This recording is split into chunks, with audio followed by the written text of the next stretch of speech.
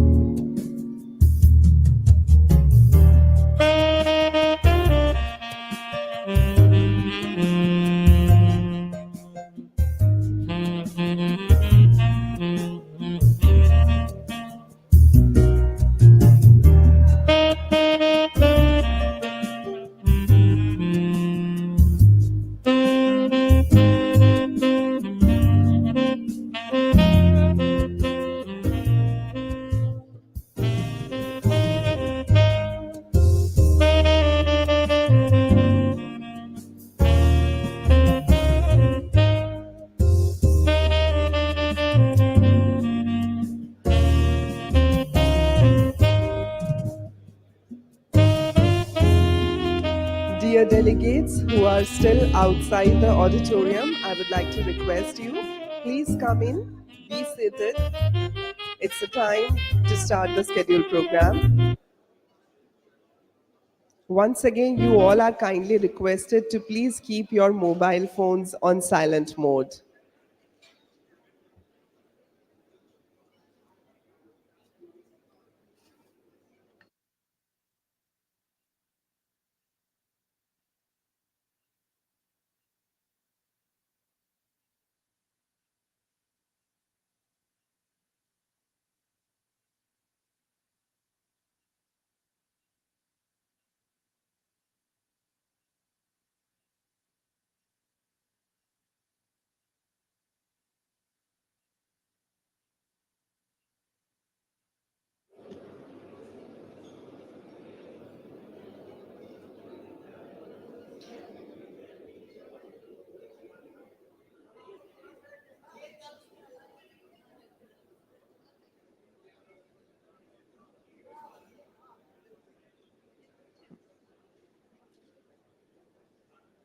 Once again, namaskar and a very good morning to all of you. On behalf of National Water Mission, Ministry of Jal Shakti, this is Shilpa Bhavna and I extend my heartiest welcome to all of you in All India Secretaries Conference on Water Vision at 2047, way ahead. So my dear delegates, may we please have a round of welcome claps for all of you present here, please. And since, my dear friends, as we are here in Mahabalipuram, the land which is so much rich culturally, so much rich traditionally, I actually bow towards all of you with the respect. Wanna come to All India Secretaries Conference on Water Vision 2047, way ahead. Friends, I really take all this honor, and I'm so much delighted to be on this stage right now because I'm going to be your anchor for the day, and not just the anchor, but I would say that I am going to be the string between all the professional pearls present here today in this auditorium. And I would like to extend my heartiest greetings to all of you, especially respected Secretary Government of India, additional chief secretaries, principal secretaries, special secretaries and secretaries, engineers from various state governments, officers from line ministries of Ministry of Jal Shakti, multilateral banks, and our partners. I would like to extend my heartiest welcome to all of you in this conference. Friends, as we know that we all have gathered here with a common vision, with a shared commitment to address the critical issues related to water, its management, sustainability, and water security.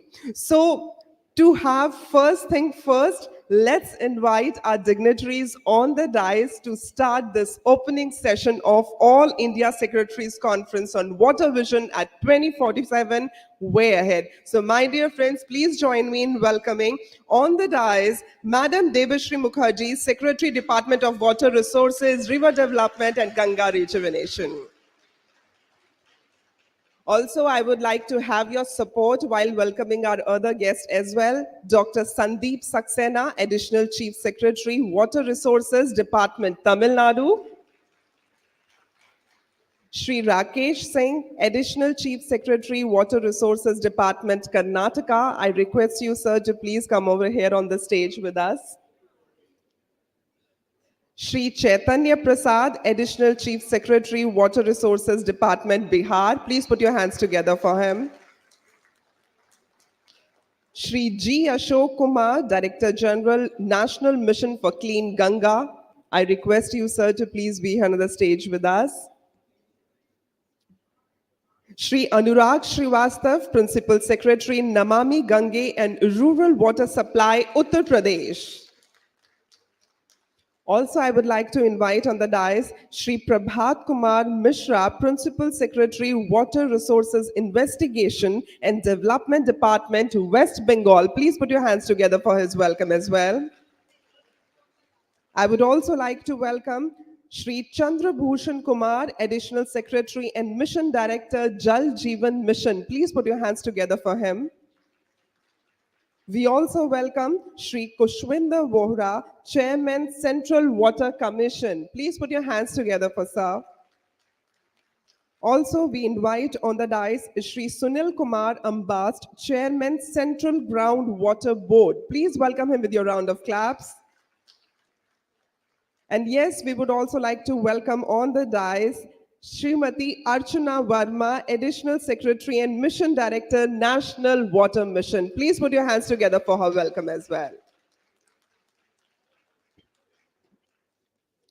Friends, as we are talking about this really sensitive topic, and you all are, I would say, the brain behind what will be its future.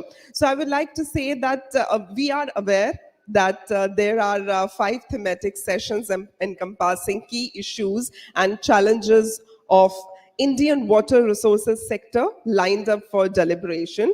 And here I would really like to mention that as we embark on this journey, this is really important to have the partnership between state and central governments by fostering cooperation, coordination, and shared responsibility that is integral to achieving the goal. So I would like to invite for the keynote address. Let's see what the keynote speaker has for us. Let's welcome Shri Sandeep Saxena, Additional Chief Secretary, Water Resources, Government of Tamil Nadu. I request you, sir, to please present your keynote address. Let's have a round of welcome claps for sir.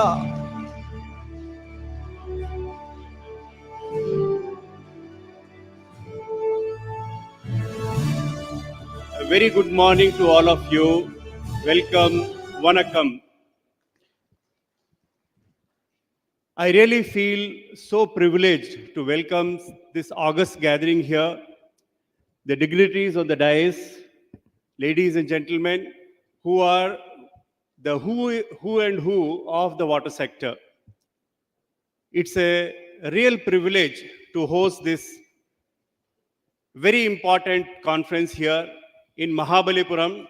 I'm sure all of you would be happy with the setting around, the weather we are having now in Chennai and Mahabalipuram, and also the facilities here, which have been, we tried to do our best because the number of delegates were more and the accommodation available here in this particular venue was less. So some of you may have been accommodated nearby, but I would be assuring you that the facility you will be getting there would be in no way inferior to what is available here. First of all, I would like to thank Madam Debashri Mukherjee, the Secretary, Jal Shakti, Ministry, Government of India, for giving this opportunity for all of us to meet here. About 1.5 months ago, when I was calling on her in her chamber, I was remembering the first Water Vision 2047 conference, which was held last year in the first week of January, which was a ministerial level conference. And I can tell you those 2 days were most informative days for me in my personal own experience. And I was sharing the same thing with Madam Mukherjee. And I was saying that, okay, that was the beginning.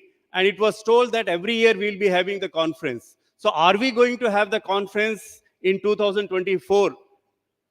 She was at that time not very sure whether it will be possible to invite so many honorable ministers of water resources, those who are dealing with the water sector. So she told that, yes, I'll think over, but can it be a conference of the secretaries and all the other important stakeholders who can meet together? And I told that this would be the best thing to do because an agenda has been set. An agenda has been set for the country by our Honorable Prime Minister, Shri Modi ji. An agenda has been set for the water sector also by our respected and Honorable Jal Shakti Minister, Shri Shekhawat ji. Now it is our duty to carry forward whatever action points have been set apart. What happens if you are not periodically reviewing in what path, what we have decided we are going or not, if we are not doing the course correction during the journey, if we are not learning from the good experiences of the other states, other stakeholders, then reaching to the aim would become more and more difficult. And that's the reason why this conference was conceived by Madam Debashri Mukherjee ji, and I am really thankful to her to give the opportunity to Tamil Nadu to host this conference. Tamil Nadu is a water-stressed state. We are a lower riparian state, and that is why we always are at the receiving end of the water, both ways. Whenever there is more water in the upper reaches, we get floods. When there is less water in the upper reaches, we get less water. So both ways we are at the receiving end. And that's why our Honorable Chief Minister, Shri M.K. Stalinji, has set an agenda that we have to make Tamil Nadu water, not only water sufficient, but also water surplus by various interventions. And our Honorable Minister, Shri Durai Muruganji, is giving us the guidance to go ahead and also make the maximum optimal utilization of the water resources. I will not be going into the details, but I would like to say that the 5 thematic sessions which have been set apart during this conference, that is to begin with the climate resilience and the river health. Now, this is what is the most important aspect of the entire water resource management. It will not be too much if I say that for last nearly 45 days, we in Tamil Nadu are fighting with the the effect of climate change. First, on 4th, 5th, 6th, we had the cyclonic rains, which inundated the entire city. Almost 67 TMC of water was poured into the Chennai and surroundings within 1 day's time, 24 hours time. There is no capacity to drain off that water. And that's why for many days, the city, many parts of the city remain underwater. Then the unprecedented rain what we saw in the southern districts of Toothukudi, Tirunelveli, you will be surprised. The entire year's rainfall, average rainfall, fell in 1 day's time, 24 hours time. You can imagine the fury of nature. And that too, when we have fantastic system of prediction, we could not predict that the rainfall would be of that intensity. What is this? This is nothing but the telltale sign of the climate change. The historical data what we are seeing, the return period what we are knowing about, is all on the book. You cannot be sitting comfortably that okay, this year we had 1 in 100 year return period rain, next year it might not come. It will come. It will come more often. Sea level rise is a reality, and that we are facing here. Even not for Tamil Nadu alone. You see in Delhi now, your number of days of cold period is shrinking and it is shifting. So we have to be aware about, and the sector which is going to be worst affected is the water resource sector. I'm very happy that that is the first and foremost theme which has been taken in this particular seminar to be discussed. We already have set points. What we have done in last 1 year, we can share with the water governance. That is what is one of the most important aspect of the entire water sector management, for the simple reason that if you are not having proper governance of water, availability of water for various sectors, various sections of society, various stakeholder would not be there. So this is very important part, because what the resources we are having, we have to try to harness it to the maximum potential advantage level, and also we should try to do the best equitable distribution of the water resources, water use efficiency. That is what I'll give the example of Tamil Nadu, because I am representing Tamil Nadu. The water use efficiency as the time passes by comes down because of various reasons. I need not say that. We always think about irrigation potential created, but we never think about the gap which is there between the potential and what is the available irrigation sort of potential irrigation actual. So efficiency is very, very important. Storage and management, I am really happy that we are giving importance to this. We built many big dams, lot of siltation has taken place. The capacity has gone down to a very big extent. And with the climate change, now we have to revise whatever were the benchmark we fixed for each of the reservoir. Now we have to think about the next level. That is, so many other water bodies, including what we call in Tamil Nadu tanks, because they are the one which give the irrigation at localized level. And the Triple R scheme of Government of India under Prime Minister's Krishi Sinchai Yojana is what I would be requesting the Government of India to continue it beyond 2026, because that's a very good scheme. Of course, tomorrow we'll be discussing about that.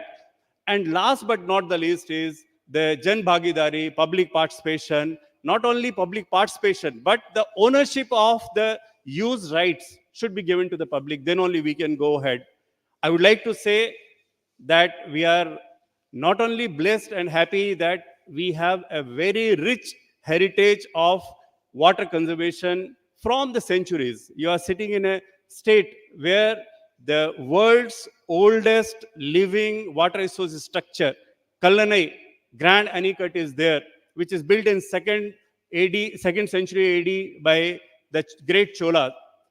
You are sitting at a place where Viranam tank, which is about 120 kilometers from here towards the south, was the tank which was created by Cholas, and inter-basin transfer from Kaveri basin to Vellar basin. They dug the channel, as the story goes, that they were waiting for the Chola army was waiting for attack from Pallava army. They moved up to the border. They saw that nobody is coming. What to do? Keep the soldiers engaged. So they cut across the ridge line and made the interbasin transfer. That is the channel they made it, and they made a tank here. Today, that tank is providing water to Chennai, Greater Chennai Corporation area.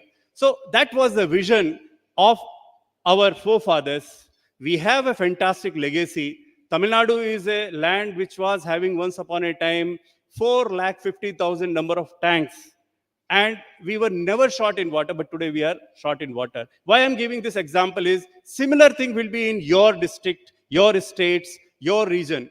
Please give that importance to the water, and if all of us jointly work together, then only the vision 2047 to make India self-sufficient in water, or we should have abundance of water. The vision of Honorable Prime Minister, the vision of Honorable Jal Shakti Minister, the vision of Honorable Chief Minister of Tamil Nadu for the state of Tamil Nadu will come true. All of us have to work together. I am really very happy to once again welcome all of you here. It's a time my younger friends who have recently joined, who were not in the first conference, they may learn a lot from here. They may get the orientation. This is a time to have a networking with all the very important stakeholders. Is a time when you can learn about so many things, because once you go back to your routine work, you always think about day-to-day activities. Here you will be getting a vision. You can set the targets for yourself, and last but not the least, this partnership what we'll be having among the states, among the organization institutions.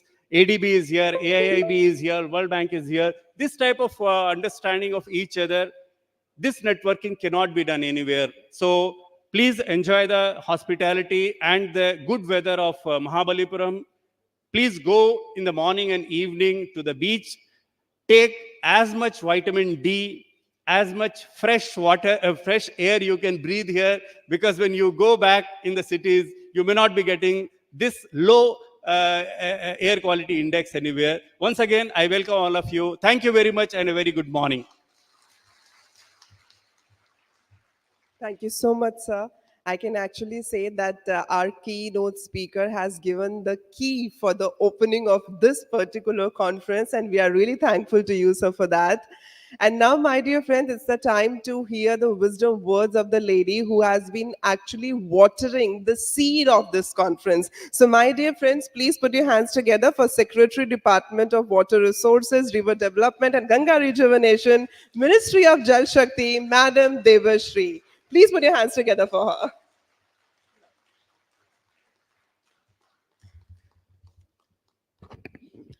Good morning, colleagues and friends.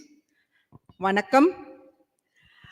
Sandeep sir has made my work much easier. And I'd just like to welcome you to this beautiful location. The seed of doing this conference actually came from an idea a conversation that we had, and he's already talked about it. When we did the Water Ministers Conference in Bhopal last year, I think we did not realize the kind of participation we would get. And here I must give credit to a lady who's sitting behind me, Archana. Her convening power is remarkable. So, so we got a lot of participation, and it was a very, very productive 2 days. I mean, when we thought that we were afraid that it might become politicized. But the kind of positive inputs that we got from all the honorable ministers who attended the conference was such a heartening kind of thing. And then we managed to put together a clear agenda that we thought would guide our actions going forward. So today's conference is taking that agenda forward to try and see how we can improve water management in the country, how we can improve our water security. I have a few slides, and just to help me, stay on point. So so just to recapitulate what happened at that conference. Next, please. So the Prime Minister set us an agenda which is about, developed India by 2047. And water is a key element of developed India. It can be either a growth accelerator or a growth retardant, depending on how you manage your water.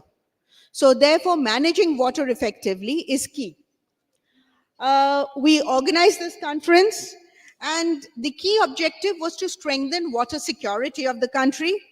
And we had largely, this conference was about sharing experiences and the work done by states. So we had multiple states talking about what they had done in terms of improving water management. We learned, and I think states learned from each other.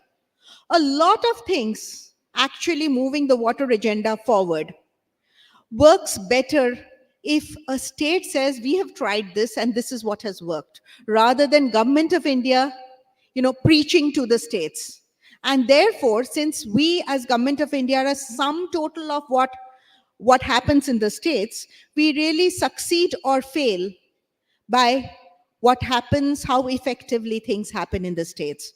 So therefore, the criticality of the state ownership, the criticality of the state taking forward the agenda is what informed the Water Ministers Conference in Bhopal and is what inspires this conference here. We also tried during that conference to break silos around water. Frequently water, there are certain things that are handled by agriculture, there are certain things that are handled by Ministry of Environment and Forests. So our attempt was to bring in all the partner ministries who are working on the water sector. And today also, we are trying to do the same thing. We're trying to break silos around water. 22 recommendations at the end of the water conference were agreed for action. And we have, in this conference, grouped those 22 recommendations into 5 thematic areas. Next, please. So these are some of the visuals from the Water Ministers Conference. The Honorable Prime Minister addressed us virtually. He set the tone for the conference. And thereafter, we had multiple presentations and lesson learning and lesson sharing. Next, please. I will just quickly run through the recommendations just to remind ourselves of what the recommendations were that we agreed at the end of the conference. During the governance session, we have the director of the National Water Academy who will try and sum up the important things that have happened with regard to these recommendations, both at the level of Government of India as well as at the level of the states. It's not a conclusive kind of list, but we have tried to put something together in terms of what we have done in this intervening year. We agreed on the criticality of climate change adaptation and mitigation, and Mr. Saxena has already spoken about that. Importance of demand as well as supply management. People's participation, again, as the Prime Minister says, water needs to be everybody's business. How do we bring water management as a central theme into people's lives? Use of IoT and other technologies, building of piped irrigation networks, promotion of micro irrigation. Next. We also spoke about a single water regulatory body, and multiple states at this point have, some states have groundwater regulators, some states have integrated water regulators, but this is very much work in progress, and hopefully in this meeting we will look at how this agenda can be taken forward. Rationalized water tariffs, difficult area, but this is something that we as bureaucrats and technical people need to also take forward. Recycle, reuse of wastewater, drinking water source sustainability. The last year's Jal Shakti Abhiyan, the key theme was how do we ensure that the source that we base our drinking water on is sustainable, so that the investments that we are making under the Jal Jeevan mission are not, are fit for purpose over time.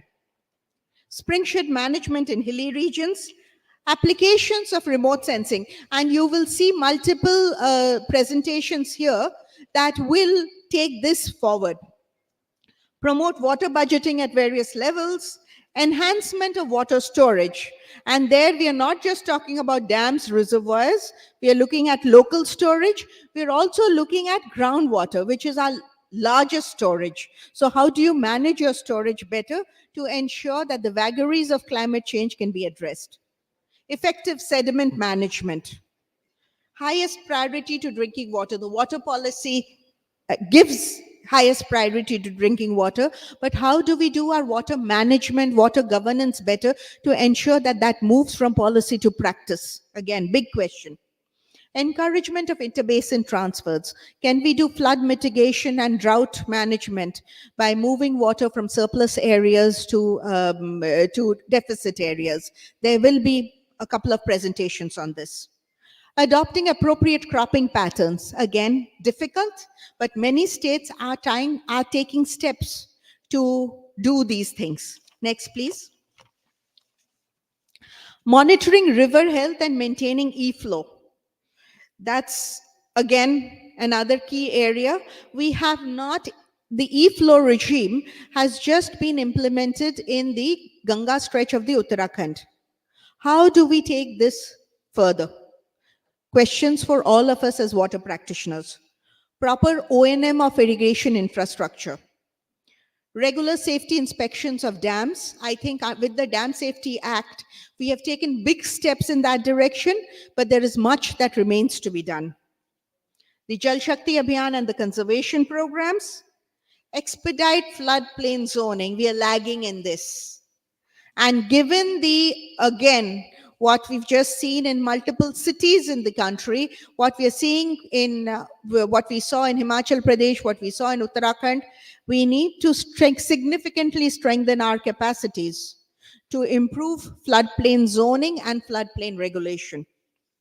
Flood forecasting and early warning, I think we have done better, but there is much still to be done. Next, please.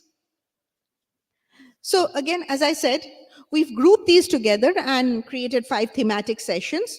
So climate resilience and river health, water use efficiency and reuse of wastewater, and water storage and management. These are key areas of action. Water governance and people's participation in Jan Bhagidari are really the two, they're foundational issues that underpin our action on all these 3 other sectors. So water governance, so what you will see in these presentations that will follow will also, there are lots of areas of overlap.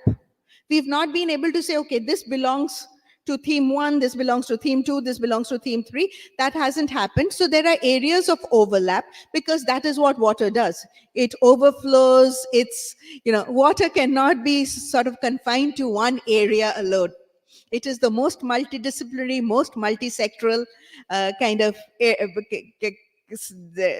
area of work that I've ever experienced. Next, please. So last time when we had the State Ministers Conference, we had confined it only to the honorable ministers and bureaucrats. This time we've opened it out further. So this time we have participations from representatives of state governments who will share challenges, successes, best practices. We have central partner ministries. They were both these categories were there last time. But this time also we have opened out to some civil society organizations and academic institutions because we think that there will be grassroots perspectives that come from civil society organizations. And academic partners are supporting our evidence-based policy making, which is something that we need to take forward on a larger scale. One of the things that we constantly try to emphasize is if there is something that's working, or if there's something that is not working, document, document, document. Bilateral and multilateral partners, thank you for your presence, and I hope these sessions will be enriching. And we also have a session with the private sector. We have a CEO session at the conclusion where we look at how, we try and bring in private sector experience also to see what their experience is with government, how we can leverage our capacities to improve water governance. Next, please. So this actually is my concluding slide. And this is what I think, I hope there will be more, but this is the least that we expect of this conference. One is that we will do a stock taking on our agreed recommendations where we need to expedite some of them. We agree to accelerate action on areas that are lagging. We also, this is a peer learning platform. What happens in this room is important. The presentations that people will make are important. But what happens at tea breaks, lunch breaks, what happens over dinner, those things are probably even more important. So, so I hope that you will be able to talk to each other, make friends, create areas, again, learn from each other, but also this is a forum for collaboration and partnerships.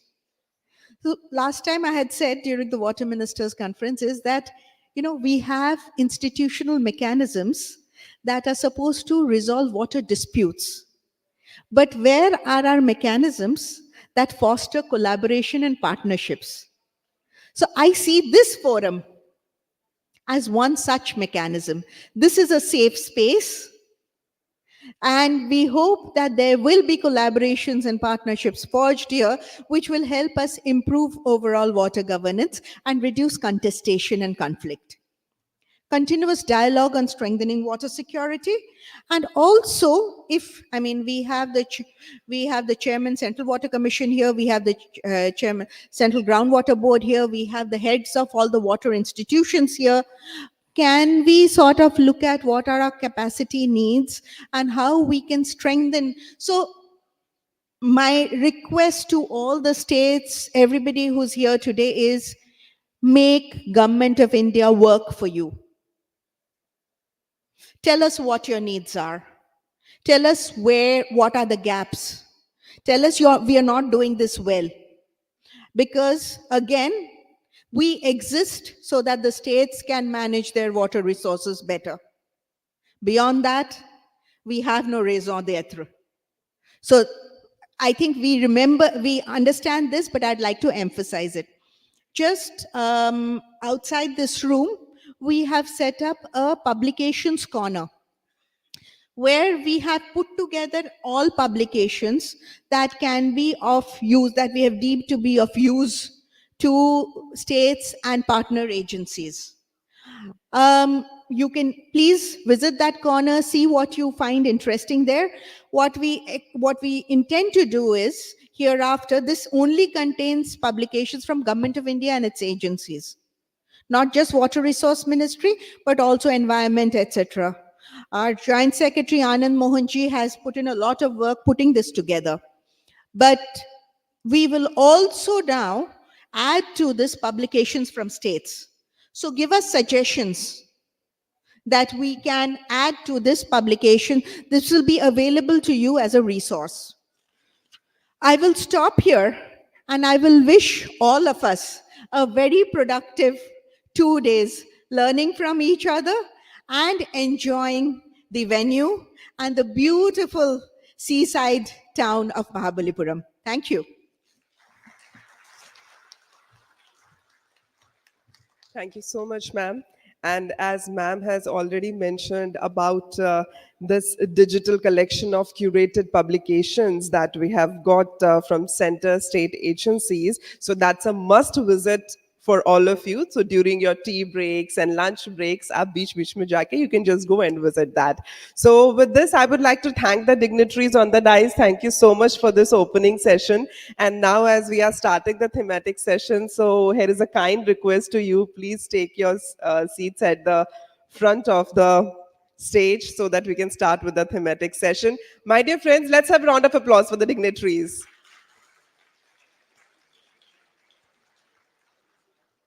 And now, ladies and gentlemen, it's a time for the first thematic session, and it is on climate resilience and river health. Let me please share with you that each of the elements of this theme is intricately linked to other and forming a delicate balance that sustains life on planet. I would like to share that climate change, with its far-reaching effects, directly impacts our rivers and water bodies, affecting their health and the quality of water they provide.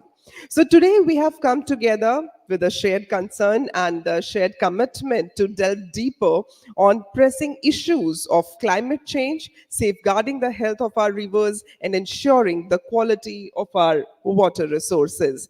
Here, I would really like to share with you all that the precious outcome of All India Secretaries Conference will lead to preparation of the action plan and vision document of India at 2047, and it will become an important building block of Honorable Prime Minister's vision of making India a developed nation by 2047. So, my dear friends, let's have this thematic session first. And in this first thematic session, I would like to invite on the dais, firstly, the person who is going to chair this session. Please join me in welcoming Principal Secretary Namami Gange and Rural Water Supply Uttar Pradesh, Sri Anurag Srivastav. Please put your hands together for sir. We welcome you, sir. Let me share with you that this session is going to be co-chaired by Secretary Public Health Engineering Sikkim, Shri B. Prasad. Please put your hands together for him. We welcome you, sir. Also, we are having on the stage Director General, National Mission for Clean Ganga, Shri G. Ashok Kumar. Most welcome, sir. In this first session, I would also like to invite on the dais advisor to Honorable Minister of Jal Shakti, Shri Ram Vadere. Please put your hands together for him. We also welcome Professor Vinod Tare from C. Ganga. Please put your hands together for sir. We welcome you, sir, on the stage. We would also like to welcome on the dais Shri Manoj Gupta, Chief Engineer, Jal Shakti Department, Jammu and Kashmir. Please put your hands together for the welcome. Also, we would like to invite Shri Naveen Singhal, Superintending Engineer, Irrigation Department, Uttarakhand. Please welcome him with your round of claps on the stage. Also, we would like to invite Shri P. Dorji, Chief Engineer, Central Water Commission. We invite you, sir, on the dais. I hope he'll be joining soon. And Shri Shubho Biswas from Desh Pandey Foundation. I request you, sir, to please join us on the dais. Let's have a round of applause for his welcome as well. And now, friends, this is the time for our first thematic session. And as I already shared with you, that this is on climate resilience and river health. So let me please hand over the mic to the chairing person now. So, Anurag, sir, it's over to you now. Please put your hands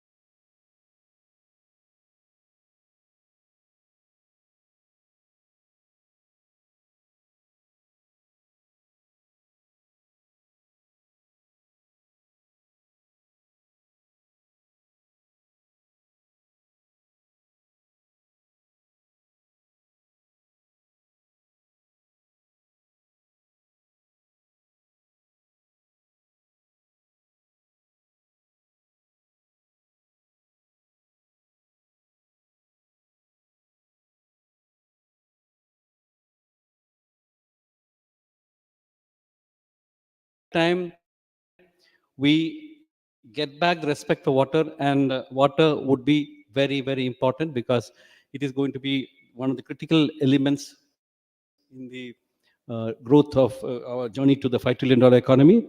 And the last point is that water resources now actually takes a lot of importance in the world stage. COP28 in Dubai.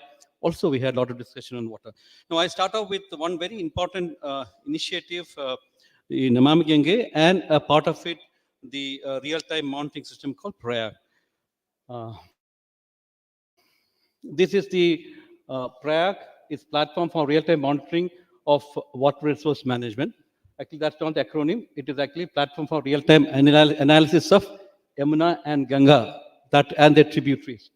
I'll start off fast with a couple of slides on Namami Gange, just to tell people on what is happening in. It's not moving?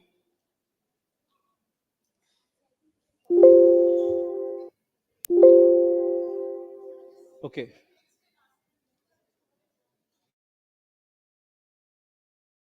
Okay, this is the Ganga Basin. It is about 2,500 kilometers, and the maximum Ganga flows through in Andhra state, 1,000 kilometers, and maximum work is also being done. About 50,000 crore works are being done in Ganga. It's about 11 states and 139 districts, and 43% of the India population is in the Ganga Basin. Okay, I think this go down. Okay, this is an integrated river rejuvenation mission with holistic approach for pollution abatement, improving ecology, and people connect. And it is one of the acknowledged programs in the world, recognized one of the top 10 programs of the world by UNEP. And these are the 5 pillars on which it work: the Nirmal Ganga, the unpolluted river; the Aviral Ganga, which is the continuous flow river; the Gyan Ganga is about the research and policy knowledge documents which we create with that; the Jan Ganga is the river people connect; and the capstone is the Earth Ganga, which I'll take 2 minutes to tell you. And these are the governance. This is the governance structure of the mission. There's a National Ganga Council headed by the Honorable Prime Minister. Then there's an Empower Task Force headed by the Honorable Minister, Governing Council, State Ganga Committee, and District Ganga Committee. I'll push through very fast in 2 minutes. Okay, these are some of the achievements we have got. Most important is considered a mission impossible. We have now cleaned most part of the main stem. 90% of the main stem is clean, except for 2 stretches. This is the 2022 figure. You see no stretches in priority category 1 to 4. We have very small stretches in category 5. This is a big change from what you see earlier in 2014. Bihar had 1 category 2 structure, Uttarakhand 5, Uttar Pradesh had 3, and Kanpur was very, very dirty at that place. Now Kanpur is clean, STPs are functional there, and dolphins are black in Kanpur.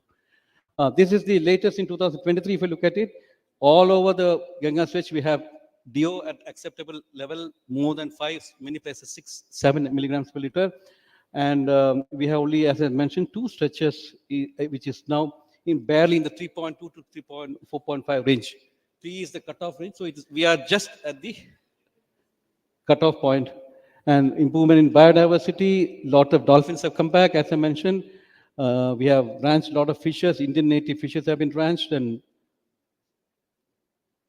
these are some of the accolades we received, as I mentioned, UN award, and this we have invited for the UN Water Conference, and this is for the Bengal best documentary we got.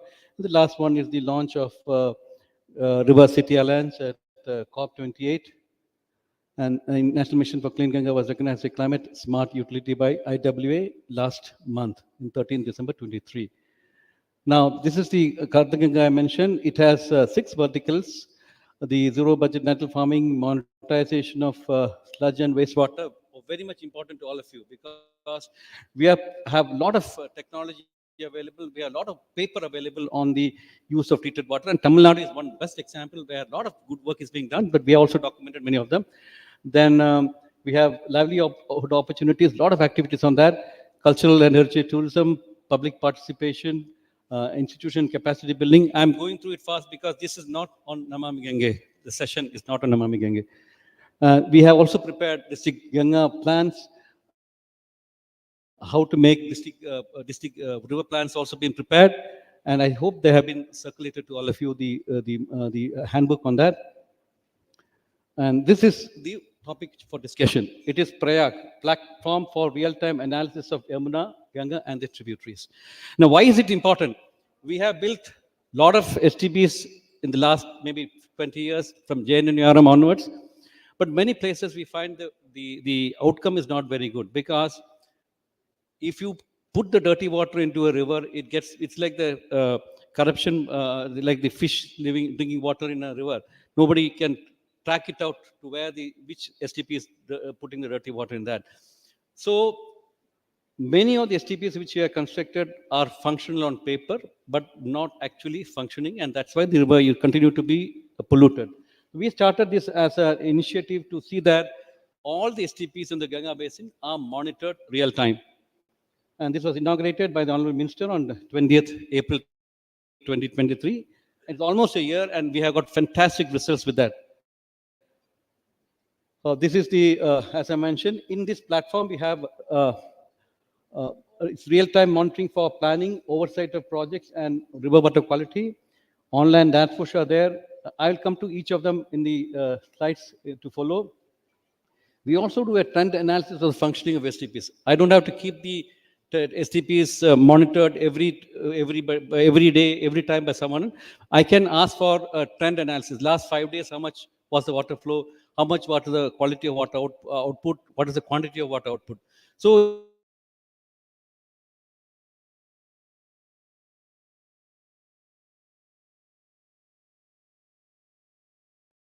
was given to a neighboring industry units, and they were running it at the cost of the STPs. This is because we started checking up the power bills of the STPs. They were very nicely converting that power to the neighbor industry and showing me as the power bill that we are running it. So we are catching it because we are getting the output every time. Okay. These are the 11 dashboards in that bigger dashboard. One is the STP construction monitoring. I'll come to that in detail later. There is a Ganga Tarang, which is an online portal. There's a project monitoring tool, a manual water quality tool is there. They feed the data very regularly. The real-time water quality. And then there is GPI OCMS from the grossly polluting industries. The industries are one of the major sources of pollution. We get about 3,000 odd industries monitored, and the real-time data comes to us. Then Delhi Yamuna portal is another very interesting. This not all these portals are made by Namami Gange. We have actually partnered with various institutions. This is prepared by IIT Delhi. This is a utility mapping of all utilities related to water in Delhi. Sewage network, drains network, laying pipeline, then what are the catchment area, where are the issues related to water are there, all are come under the utility portal of the Ganga Yamuna portal. Floodplains, where the flooding happens, where will be the maximum flood level coming up, when which level, how much is be the drowning, all these are available in this Delhi Yamuna portal. And then GDPMS is a dashboard for monitoring the meeting of the district Ganga committees. I'll come to it one by one very fast. This is the first part, is the construction site monitoring. Almost 3 locations are already there, but we have tendered for 50 more locations. In another 1 month time, 50 construction sites of Namami Gange or 50 running STPs would be live feed available within the portal. So we can check up anytime where the STPs are functioning. This is a visual impact, and monitoring also, it makes a lot of difference, because we can see whether the work is happening there or not. It is it basically gives constant vigilance, swift response. And another important aspect of this is actually on health and safety issues. We do a lot of workshops. Every month we do a workshop and see whether it is actually implemented or not, whether the railings are put properly or not. And this is the Ganga Tarang. This monitors 233 STPs, 75 real time and 158 manual. And it monitors out of the 308 STPs in the Ganga basin. So we are now slowly pushing up. 308 STPs would be on portal by end of this month. In the last line, you can see 16 STPs are being added every day. It requires a lot of software upgradation, but we are doing it. We hope to see that 308 STPs on the Ganga Basin, again, not built by NMCG alone, under JNRM, under state government funding, under foreign foreign aid funding, or even Amrit, all come under this. So we are looking at ensuring that the river water is clean, and all the STPs working on being monitored. So I'll tell you what are the, and also it says if it is functioning, it also gives alert mechanism. SMS goes to the concerned officers if the parameters are beyond a certain range. One or two, if there's not one or two readings, if it is continuously coming for 5 days, 10 days, 6 days, then SMS alert goes to the concerned authorities, scaling up each time when it's seriousness. And now this is what a typical dashboard of it. Look at the Jwalapur STP. You can see the input value is there, BOD, COD, flow, 635 million cubic meter per hour, and nitrogen, total carbon content, TSS, phosphorus, nitrogen, all are available, and the output value. And see, it's functioning. STPs are functioning. Output per BOD is 5.3329, COD is 18.79, flow is 379. Because this will not match because it's not input and output because there's a process going on. This is the classic case, and we can make a trend analysis from that. We can put graphs also. I'm going fast. And this is a second monitoring, it's a project monitoring tool. All information of the projects come here, and we can select various aspects of it, funding wise, etc., financial progress of the program. This is a very, I'm coming fast. And so that's why I know you can't, they should have a warning bell. Okay, this is the manual water quality monitoring. This is comes from states. They monitor and send the information every day. So daily we get this information. This is added onto that portal. 96 of them are there. Dissolved oxygen, BOD, and fecal coliform comes into us. And this is the real-time monitoring. Again, almost 17 parameters are monitored, and it comes to us.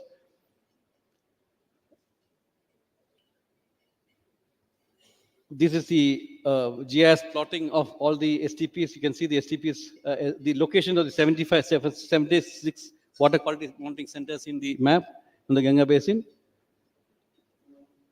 Okay, this is the GPS of the grossly polluting industries. Nearly 3,000 industries information come to us.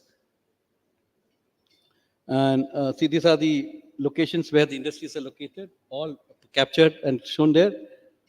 See, 955 GPS in Ganga, out of 1,231 in Ganga Basin, and 540 out of 1963 GPS in Yamuna Basin comes to us.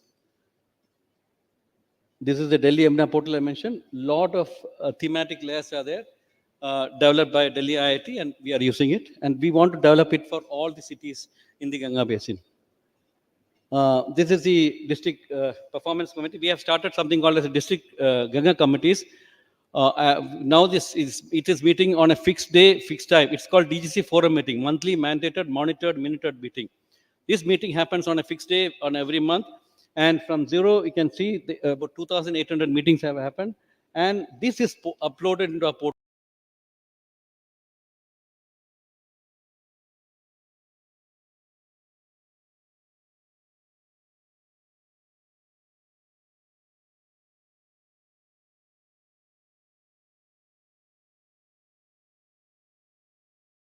We have got 2,493 meetings monitored. This is a very major, and this is a Ganga Knowledge Center where all the knowledge portals are added. A lot of information is there in that. You can have a look at that. This is the Geo portal where we plot all the pollution centers are there.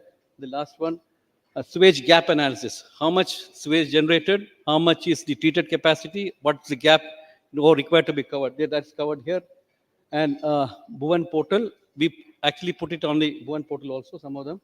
And with this, actually, the people are encouraged to inform us through that Bhuvan portal. And this is the award we got last year for using this platform. It's one of the very prestigious award. And the last one here. Okay, last slide. So these are some of the initiatives which we had sent to the state governments for their information. One is we have published a national policy framework for safe use of treated water. It was sent to you in the last Bhopal meeting. And we had also mailed it to 5 copies to all the chief secretaries. A lot of best practices are mentioned in that. And then we also prepared a compendium on constructed wetlands and sent to state governments. Now we have sent an e-copy of the river islands. There are a lot of islands in the river. Nobody has any idea what's it. Who is having jurisdiction, because islands form and come. Somebody start cultivations. They have build video offices built in the islands, some of the islands, and no ownership of those islands. So we have now prepared a compendium of the thing, and then we have formed the River City Alliance, as I mentioned. A lot of training programs are available on sewage management, and the NIA platform built for the River City Alliance. I request all of you to please send your municipal engineers and etc. for training. Lot of online training programs are available. We give certificates also to the people who are training there. There's a flag I mentioned. Of course, the Catch the Rain campaign, and this is for river regeneration, not just the for this thing. And the Jal Shakti Kendras, which we started.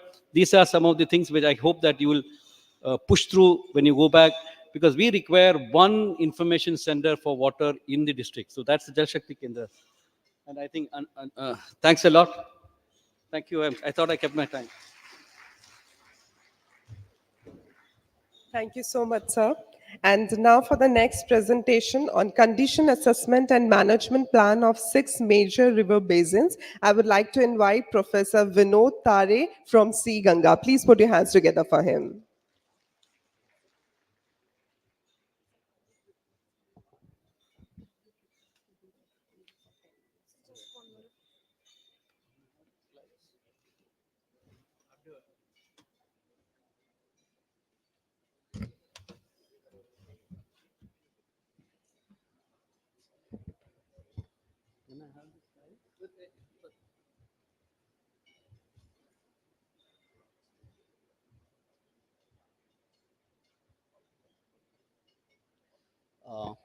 Namaskar and very good morning to all of you. At the outset, I would like to thank Madam Secretary for including this particular topic as part of the Secretaries Conference and giving me this opportunity to present. This is a kind of proposal which we are probably going to start next month. This is a wonderful example of collaboration between various states, central government, and academic institutions.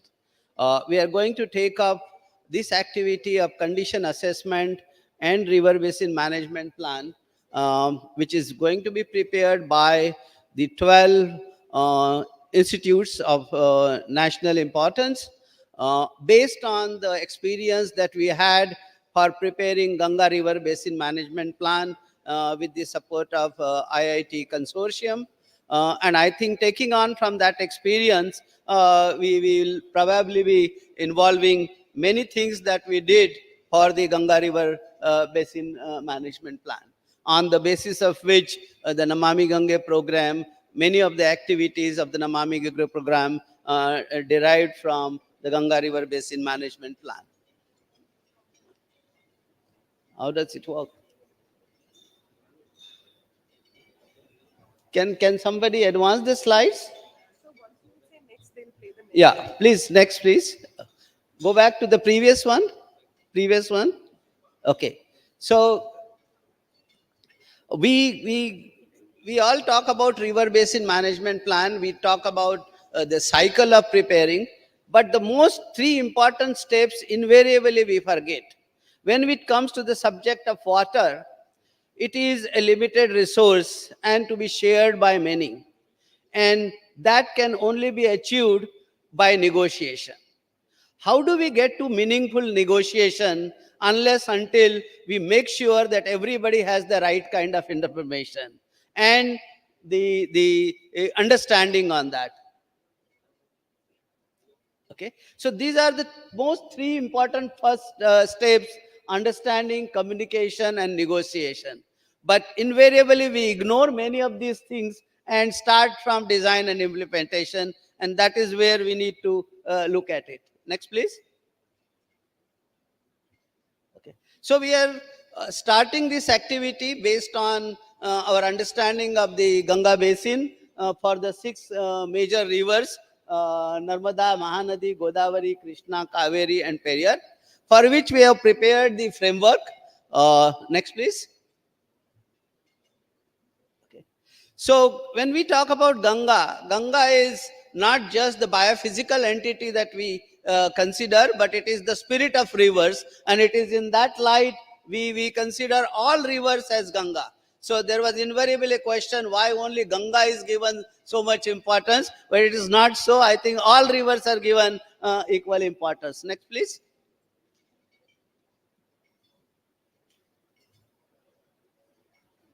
Okay. So what is the framework? The framework is we need 5 strong pillars. And when we want to talk about rejuvenating or conserving rivers, what is our objective? The objective is river performs several functions and processes. It is our responsibility to make sure that we do not interfere in those processes and functions. And that is what is meant by the Samardh Ganga, or the rivers to be capable of doing their functions and processes. Next, please. And for that, the most 5 important things, 5 pillars are what is written, and you must have seen in the presentation of Namami Gange that these 5 pillars are effectively used. From the river point of view, the river has to flow, the river has to have good quality. So Nirmal Ganga and Avaral Ganga is common to all rivers. How do we achieve that without creating a knowledge? And that is where Jnana Ganga is very important. This all cannot be done unless until we have public participation, and that is what we talk about Jana Ganga. So these are the 4 important pillars. But all these 4 important pillars has to be centered around the development. And that is what we call it as spirit of the river, or the economics of the river. And that is what we call it as Earth Ganga. What is this Earth Ganga is all about? Next, please. So Earth Ganga is basically, we have to resolve or minimize the gap between conservation and development. And these should not be seen as 2 fighting lions, but they should be seen as the 2 sides of the same coin. And this was the concept that was given by Honorable Prime Minister in the first meeting of the Ganga Council. And we have further elaborated it, developed it. And now much of the framework that we talked about has been implemented as part of the Namami Gange program. The key thing is, and that has been talked earlier also, that we need to use modern tools, techniques, but not without the traditional wisdom and the ancient knowledge or those practices. Next, please. Okay. So there are several focus areas which influence the river systems and are dependent on the river system. So when we talk about basin planning, we need to look at all these aspects together, centered around development, around the rivers, around water. Next, please. So there are 3 different kinds of aspects. One is, what are the principal components of a river basin management plan, and that we have effectively used for Ganga basin and will be using it for other. The second component, which is the enabling component, is the data, information, technology, and instruments like economics and financing. All this will be included in developing the river basin management plan for the 6 rivers that we are talking about. Next, please. Okay. So there are number of topics, as has been done. It is an interdisciplinary topic. So several of these aspects will be included in the preparation of the plans. Next, please. When we look at making a plan, it has to be natural boundaries. Okay. And that is where, for preparing the plan, we consider the natural boundaries. And when we start this work, first important thing is to know about how many rivers really we have in the country, how many water bodies that we have. To implement this, next, please. Okay. So we are looking at, for studies, the natural boundaries, and for administration purposes, for implementation purpose, we have to disseminate this information through administrative boundary. Next, please. Okay. So for implementation, we take the administrative boundaries, and for study purposes, we take the natural boundary. Next, please. Okay. And data and information is very important. So we are looking at digital water, all kinds of information related to water, and some of that you can already see available for the Ganga River Basin. Next, please. Okay.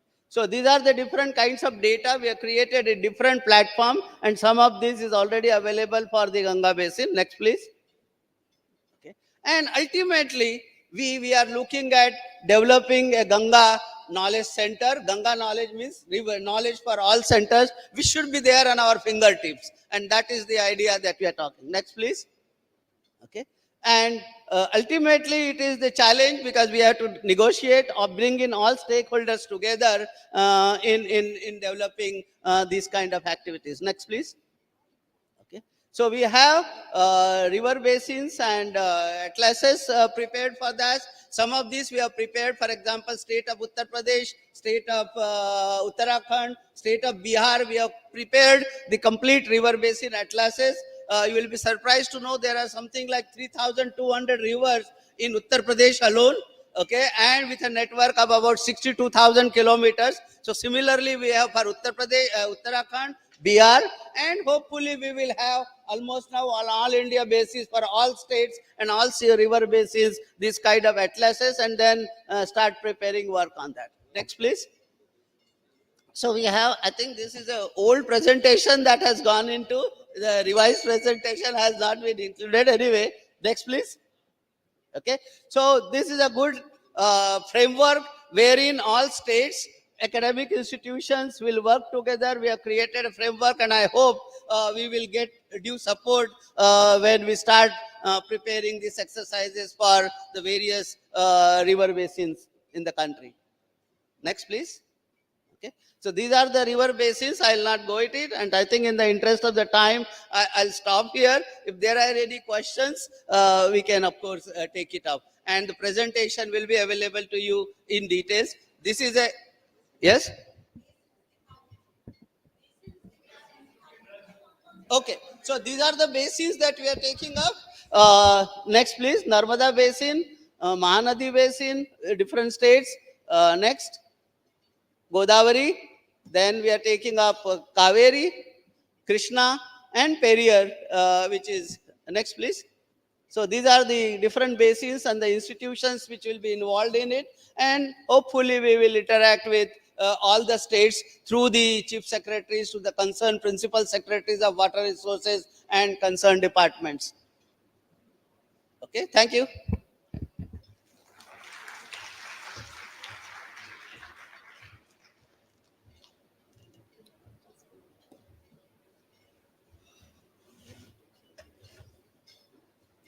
Thank you so much, sir. And now it's the time to hear the wisdom words about the interlinking of river projects in India, the status and the way forward from none other than the advisor to Honorable Minister of Jal Shakti, Shri Ram Videre. Please put your hands together for him. Sir, I welcome you.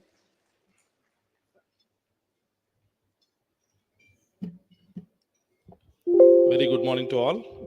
Please start the slides, please. Well, the health of the river is very important, and we have been seeing the Professor Tare and Ashok ji mentioned a lot about the rivers and its health. So, interlinking of rivers, this is one of the ambitious projects of Government of India. In fact, in 1980s itself, the Government of India has formulated a plan. This doesn't move. Next slide, please.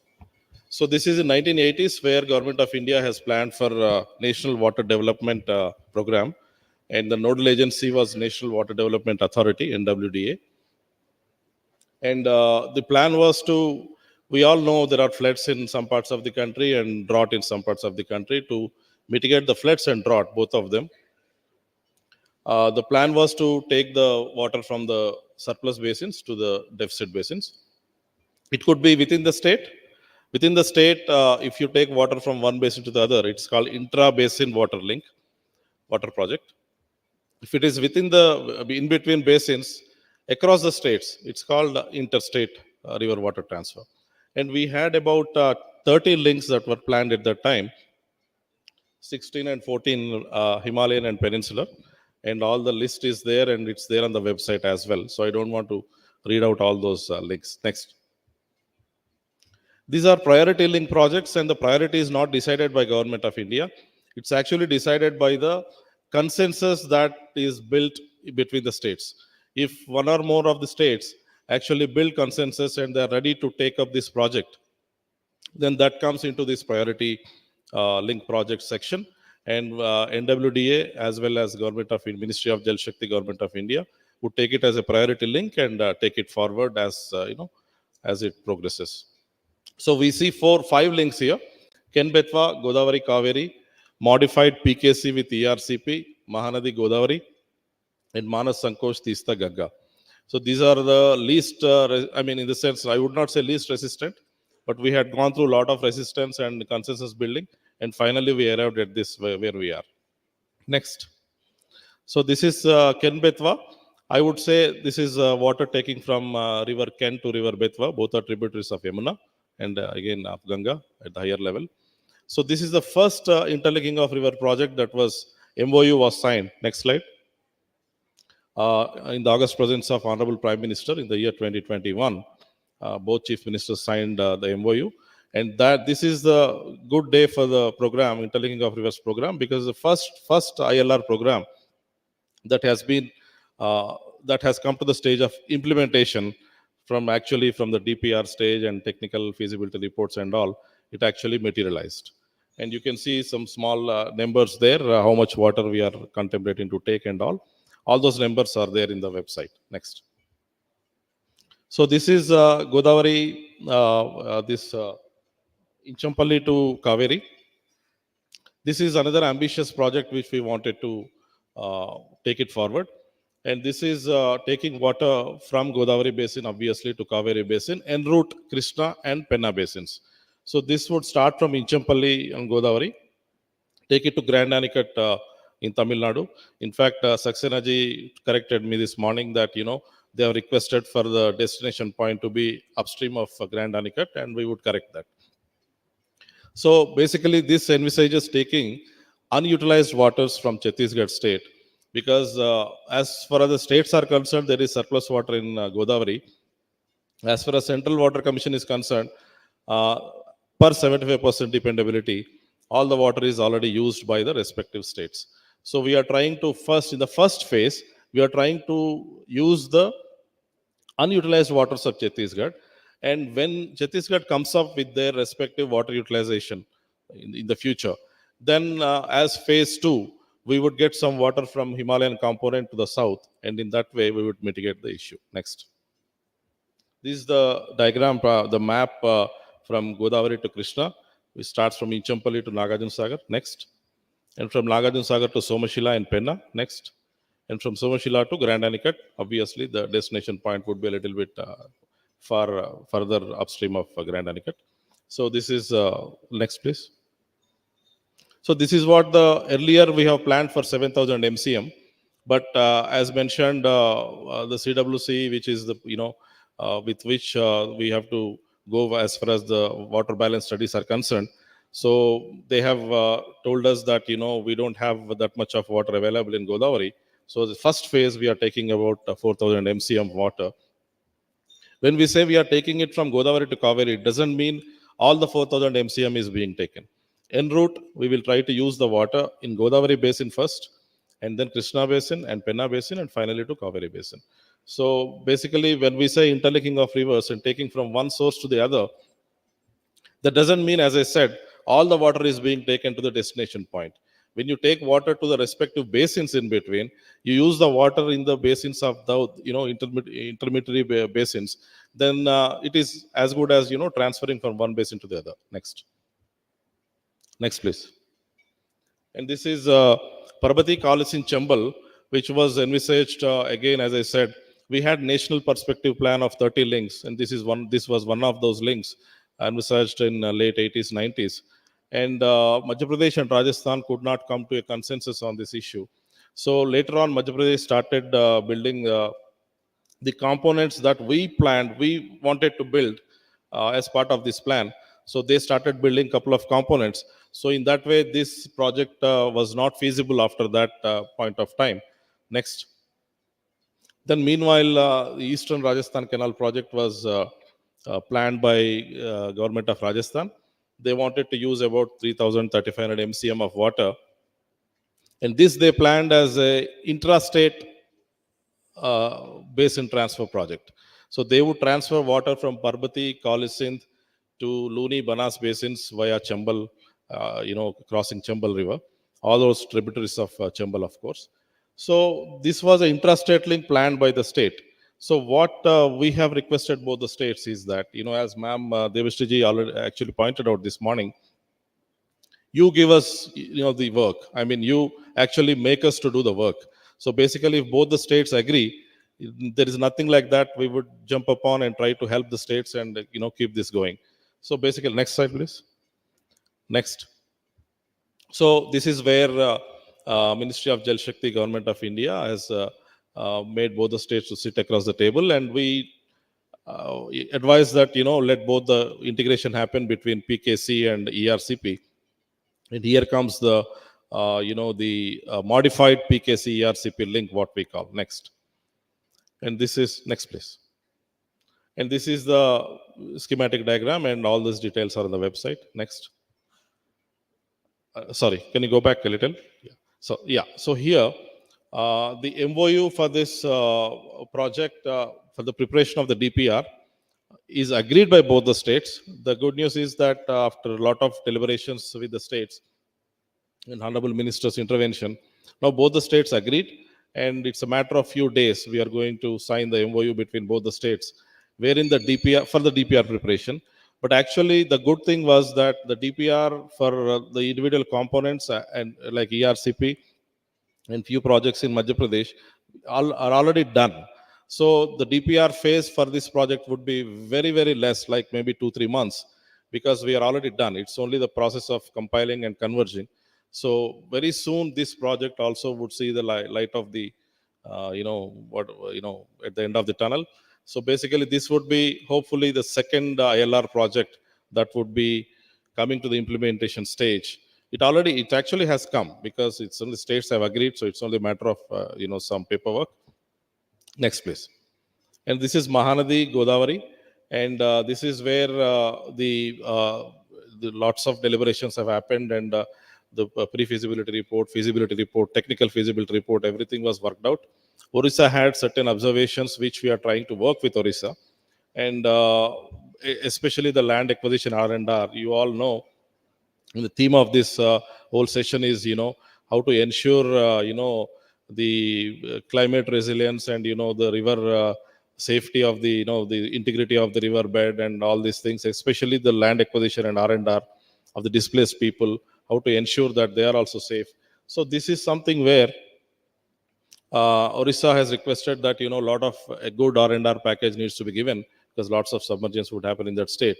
So as I speak, we are working on it, and we hope that, it would come to the DPR is already under the process. So basically, very soon after the agreement between consensus between Orissa and Andhra Pradesh and Government of India, we would take it forward. Next. Next, please. And the benefits of this program, are listed there. So I don't want to read in the paucity of time. Next. Next. So this is Manas Sankosh Tista Ganga. This is the, I would say, mother link, one of the mother links, basically, because this would give water to the lot of Himalayan components and also peninsular components. So once this happens, the phase 2 of all the things that we promised to the states can happen. And a lot of water is there in Nepal and Bhutan. We need to work with the countries, those countries. Working with the states itself, all of you, is so difficult. So working with international, at the countries level is too difficult, you understand. But Ministry of External Affairs and our ministry, led by Devashriji and our, dynamic minister, we are trying to resolve the issues with Bhutan. And once this happens, next please. So in fact, we have gone with option 2, because Manas is in the eco-sensitive zone. So we realized that we can't build any storage there. So we'll start with Sankosh and then take it forward. So hopefully, touch wood, this would materialize, then most of the water woes would be solved. Next. So I'll take next, please. Next. I'll just take one more minute, sir. Next slide, please. These are all intrastate links again listed out. We can see on the website or in the PPT. As I said, intrastate links are something within your own state. You would transfer water from one basin to the other. DPRs would be prepared by NWDA. They would come to your, because CWC will give the water balance studies. So CWC and NWDA would help the states in the preparation of the DPRs. Next. Those are all the status of the links, and these are all some successful stories of some interbasin water transfer that has happened so far. In fact, Saxena ji mentioned one thing from Kaveri to Vallayar, yeah, Gundar. So that's probably not there here. We'll add up, anything like that, you can let us know. These are some successful stories of interbasin water transfer. Could be within the state or between the states. Next. Last couple of slides. Next, please. So this is the main, see, now this is the crux of the whole thing. Basically, what are all the, the, the issues with the states and also international. The first thing is, no state wants to accept that we have surplus water. And even if it is there, they would say that we need to use it for our future projects. So this is very difficult to convince a state that, please spare some water. And of course, deficit states, they just want it. They want more also. So building consensus among states is so difficult, and you all need to really, really look at the big picture and try to cooperate with us. And international issues, as I mentioned, so, very difficult, but we are trying. Next. And this is where one of the other important is the capital cost involved, of course, financial component. That is where, with the leadership of Honorable Minister and our Secretary Ma'am and many officers of NWDA and all, we could clinch 90% for Ken Betwa from the center and 10% by the states. So if that tradition happens, touch wood again with the consent of the higher policy makers in the country, then that is what we could expect. Otherwise, it is 60-40. And this is one of the important aspects to make this project success. Next. And as I said, I just don't want to repeat. It's a funding pattern and the consensus between the states and the leadership that you would display beyond your state, then that would make every state flourish. And especially on substitution basis, if we can use. For example, Mahanadi to Godavari, it goes to Dhavaleshwaram. That doesn't mean, the water from Dhavaleshwaram can be used, in the upstream of Dhavaleshwaram and Godavari. So on substitution basis, we would use it to the other states. So on substitution basis, you can think if you can spare some water to the next state where you can get water on substitution basis from some other point. When you give something, you will also get something. Next. I think I am done with it. Thank you so much.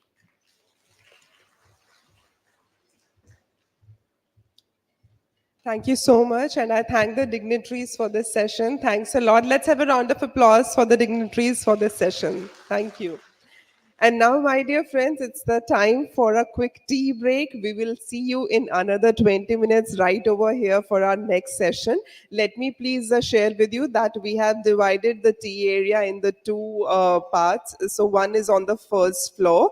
The hall is by the name of Marina 2. So all the secretaries are requested to kindly proceed towards Marina 2. And adjacent to this hall, we have got an open area lawn, and it is like well equipped to accommodate all of us together. The rest of the esteemed officers are requested to kindly proceed towards the open lawn.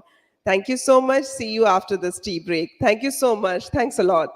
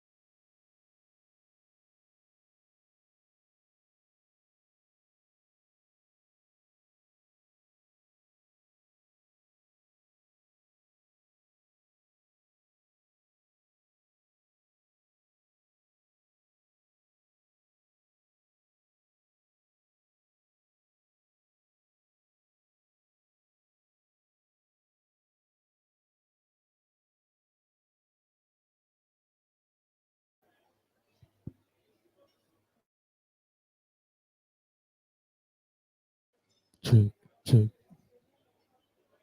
check, check, check, check.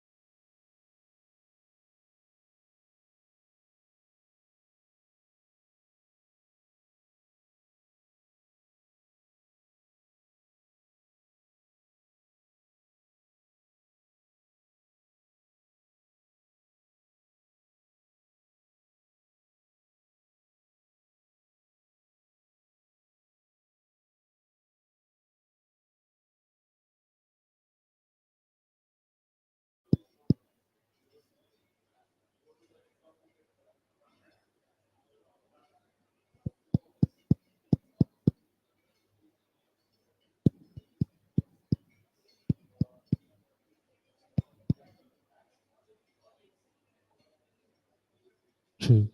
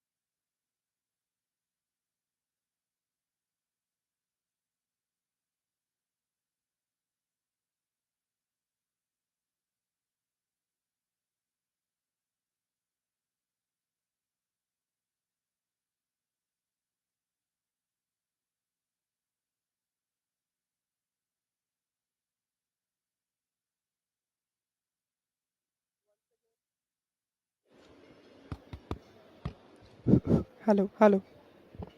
Sound, sound.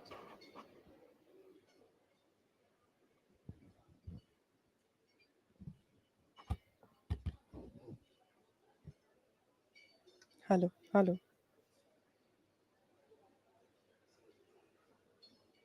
Hello, hello. Hello.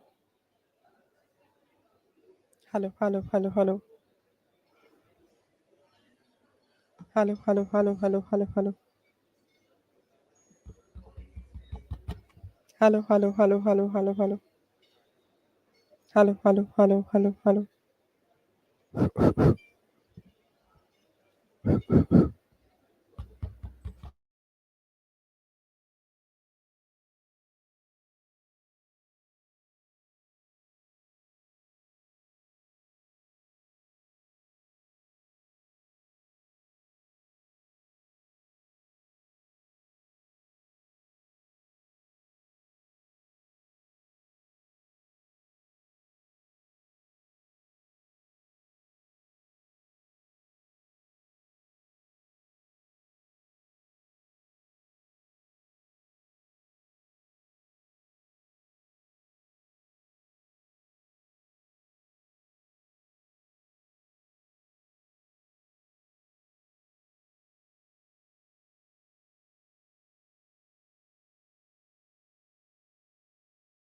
Hello.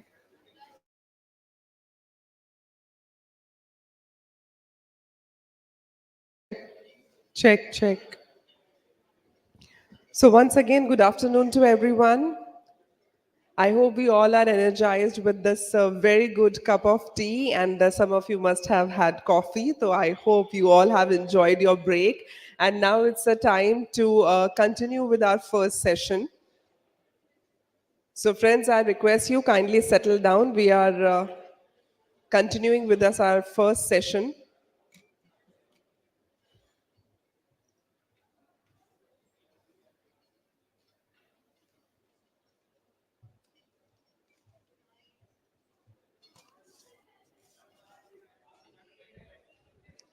Delegates who are still outside the auditorium, I request you please come in, be seated. I hope my voice is loud and audible enough outside.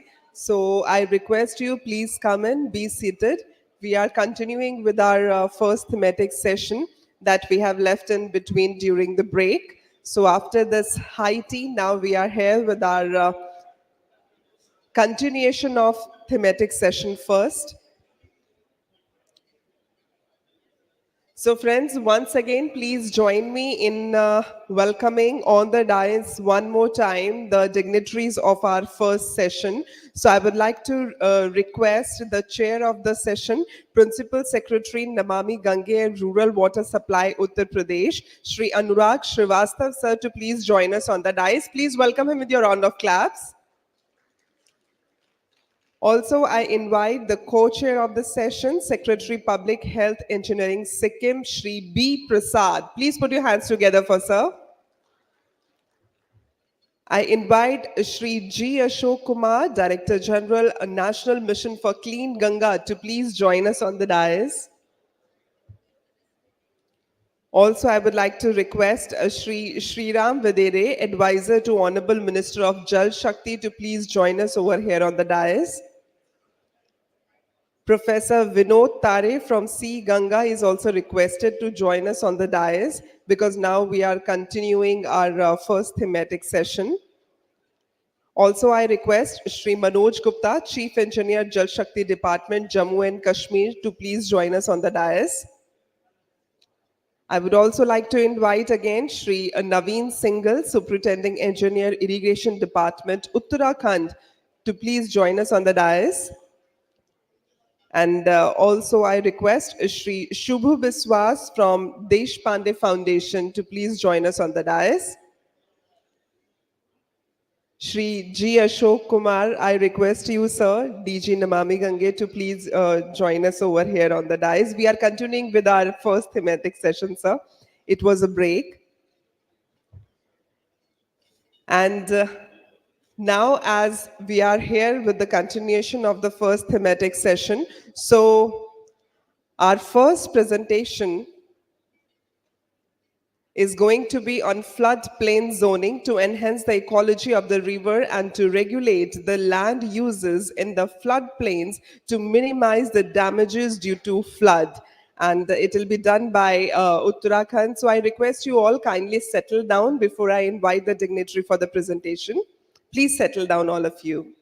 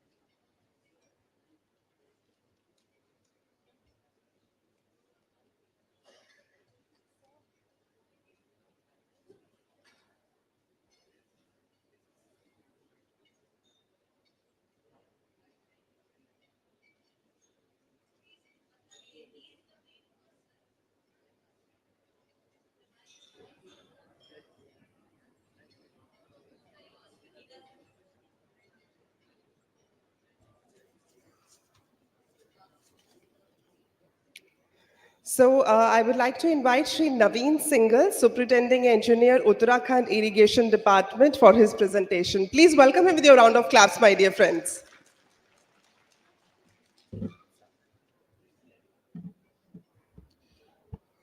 Ladies and gentlemen, good afternoon. Distinguished guests, respected chair, esteemed colleagues, I welcome all of you. Here we present the floodplain zoning. We discuss a paramount important subject, floodplain zoning. Now we go over to the ideas and see how floodplain zoning is important and crucial. Please go ahead. Next.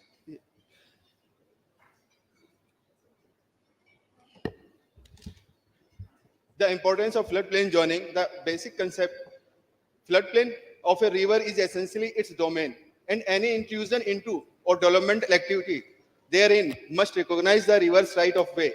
Hence, prevention of any encroachment into river right of way by demarcating zones of areas likely to be affected by the flood of different return period. Prevention of losses of life and property due to flood. River will flow in regime, hence no excessive erosion or deposition in the river.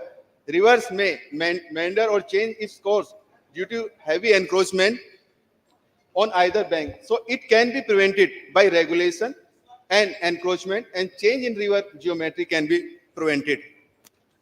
As floodplain remains unaffected due to human developmental activities, preservations and growth of the flora and fauna in the floodplains also. It's also help in minimizing the pollution in the river. Availability of clear minimum waterway to avoid flood in upstream side due to drainage congestion also help. Please, next.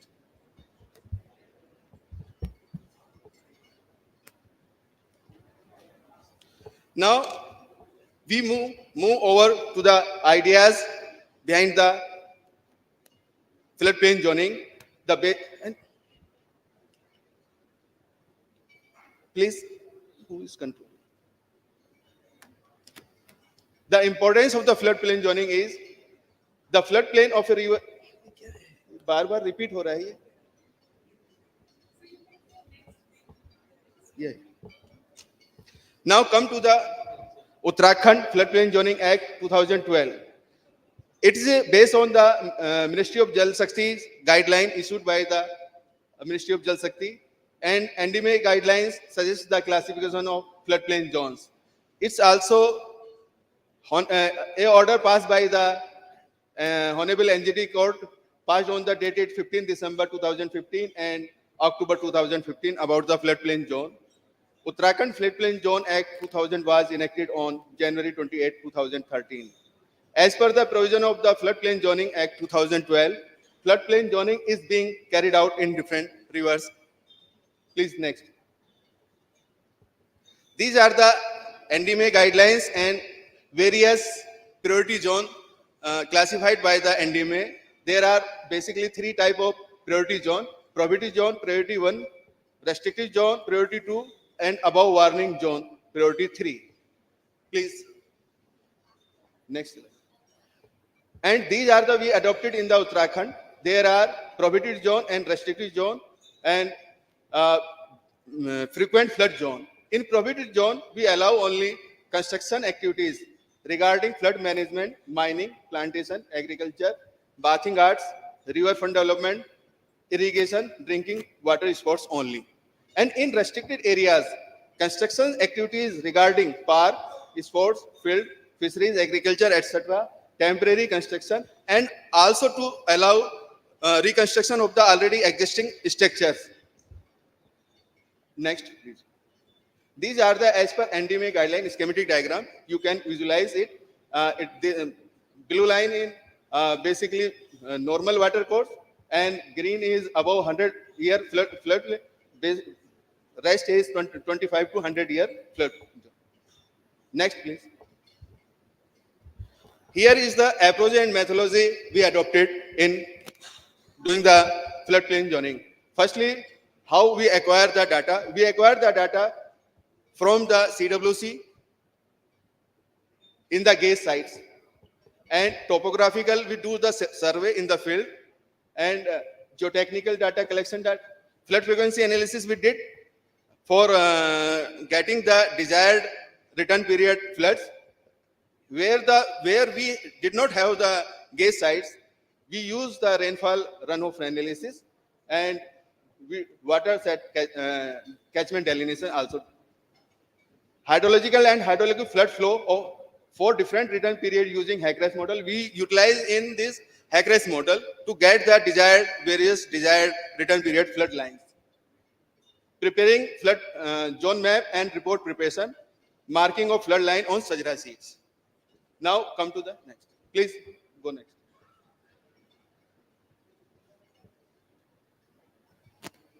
These are the our officers did the ground truth verification. We got the HFL line from the Hackre's model, and after getting the corrected levels, we modify the Hackre's model and get the final and applicable HFL lines of various return period. Go ahead. These are the flood frequency analysis. All of you may know. These are the. Yes. Next, please. Next, please. These are the. Next, please. Next, please. Hydraulic characteristics like water surface elevation have great importance to the study the behavior of floodplain zone in response to flow hydrograph. A hydrodynamic model is tool to describe or represent the motion of water. Before the advent of widely available computer system में मुझे लगता है कि ये जो हमने PPT भेजी ये चेंज कर दी है, पुरानी है. You change the PPT. Yeah. Please go ahead. Because these are the basically technical things, and finally we send the PPT. That's not. Please go ahead. Data needed for the model development. There are basically three types of data: spatial data, time series data, and geospatial data. And these data we utilize in the Hackre's model to get the HFL lines. Next, please next. Again, this is the repetition field preparation. This next, please. Preparation of map report and coordinate list. After we get the various return period HFL line, we prepare the maps and check it in the field, and initially temporarily mark on the field, and issues the initial notification, and after meeting with the stakeholders, we receive the objections and accommodate in the final notification. Please, next. These are the Ganga River 100-year flood lines. Red line is the boundary of district, and yellow one is the 100-year line.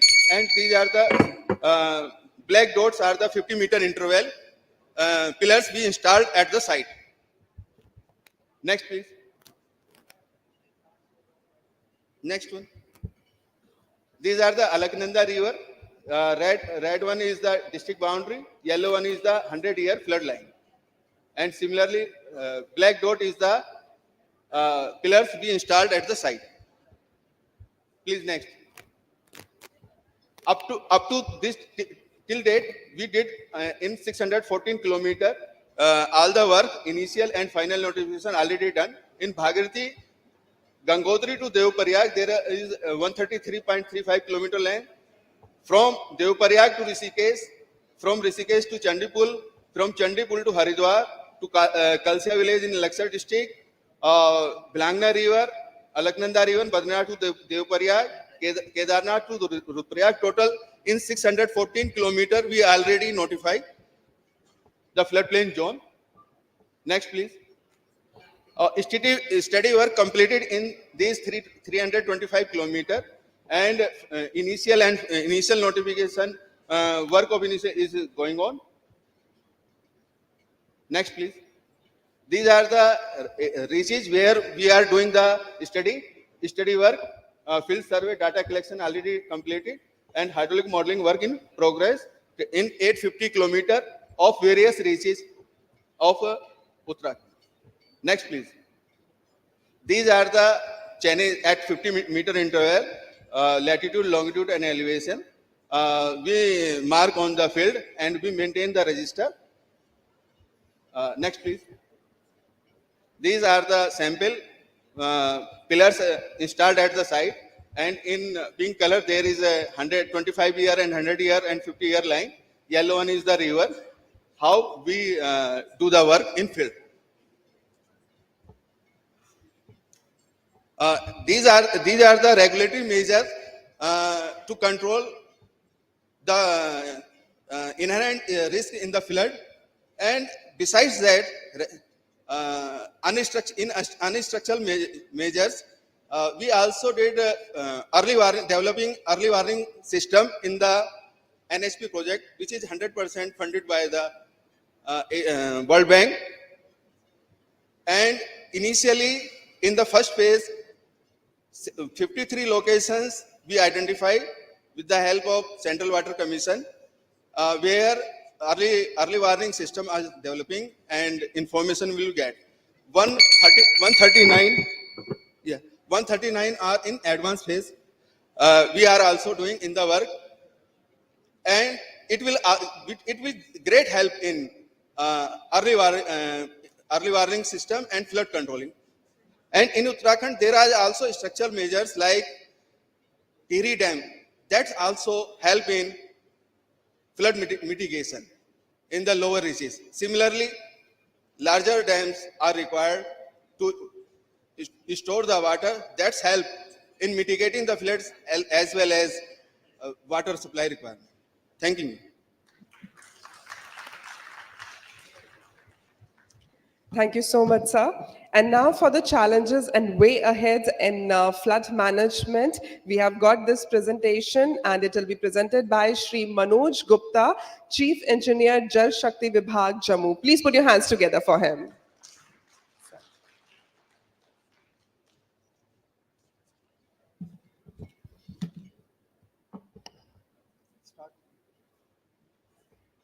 Good afternoon, everyone.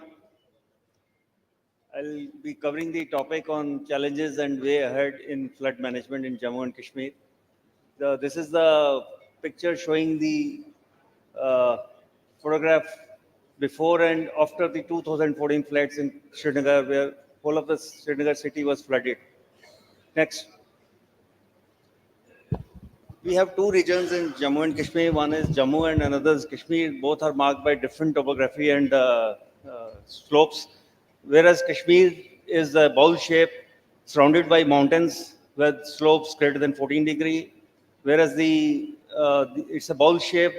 The valley floor is having very lean slope, which is the major cause for concern, cause for the inundation during floods, because the discharge doesn't pass quickly. Whereas in Jammu, this is located at the foothills of the Pir Panchal mountains, having slope, a steep slope, and the whatever the discharge comes through floods, that is drained off quickly. Next.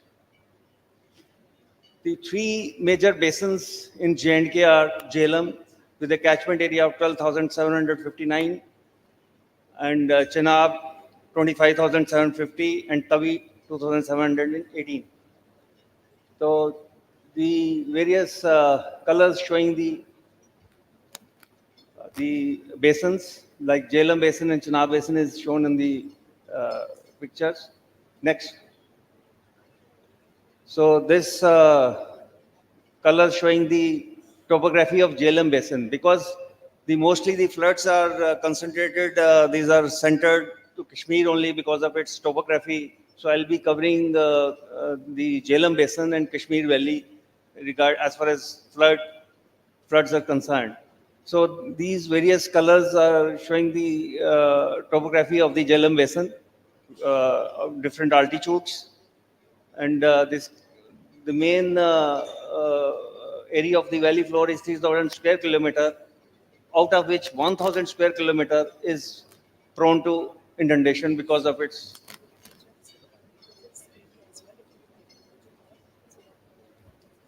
okay. The valley floor is 1,000 square kilometer, which is prone to inundation out of the 3,000 square kilometer of the valley area because of its very lean slope, as already spoken, because it's less than 2 degree, bowl shape topography. Next. This is the morphological phases of the creation of the valley. The whole of the valley used to be a lake millions of years back, which slowly the area of the lake started reducing and valley was created. As you can see the last picture showing the Jhelum and the valley area. And the evidence for this is the geological Lacustrine deposits shown on the right hand bottom. Next.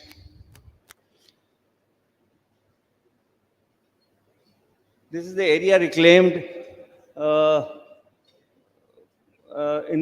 from past, starting from 9th century, where the blockade at Katihar was removed, and the huge area was reclaimed, which is now known as Sopur.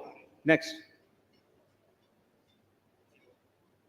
For past flood mitigation measures, they started long back, starting from 15th century, where number of spillway channels and some nalas were constructed to drain out the flood water during floods.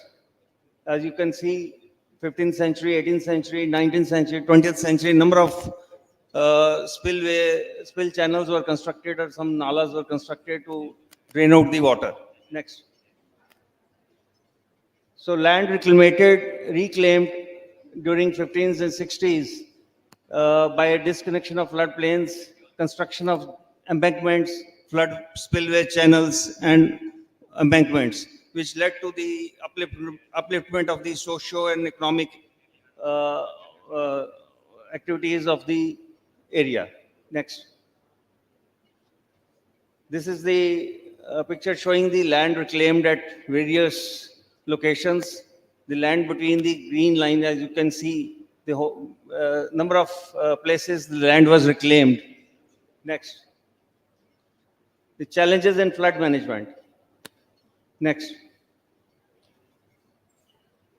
In Kashmir, number of times flood has occurred since 1893, as many as 26 times. But the major floods occurred during 1900 to 1959, and the latest in 2014, when the whole of the area was inundated, Kashmir Valley area, when Jhelum and its tributaries overflowed, caused huge devastation, loss of property, life and infrastructure was damaged. This is due to the combination of extreme weather events and the land which was reclaimed from time to time for social economic activity. Next. As you can see, the 2014 flood was was the outcome of the climate change, which already a number of speakers have spoken about. That, as you can see, the various locations, percentage of rainfall, that was around 1200% of the normal rainfall. These are 4 or 5 locations have been shown where the rainfall at that time that was 1200% above the normal rainfall, which caused the major flood and inundation of the area. Next. You can see the satellite image showing the river Jhelum prior to 2014 flood, and right side you can see the inundated area shown in blue. Next.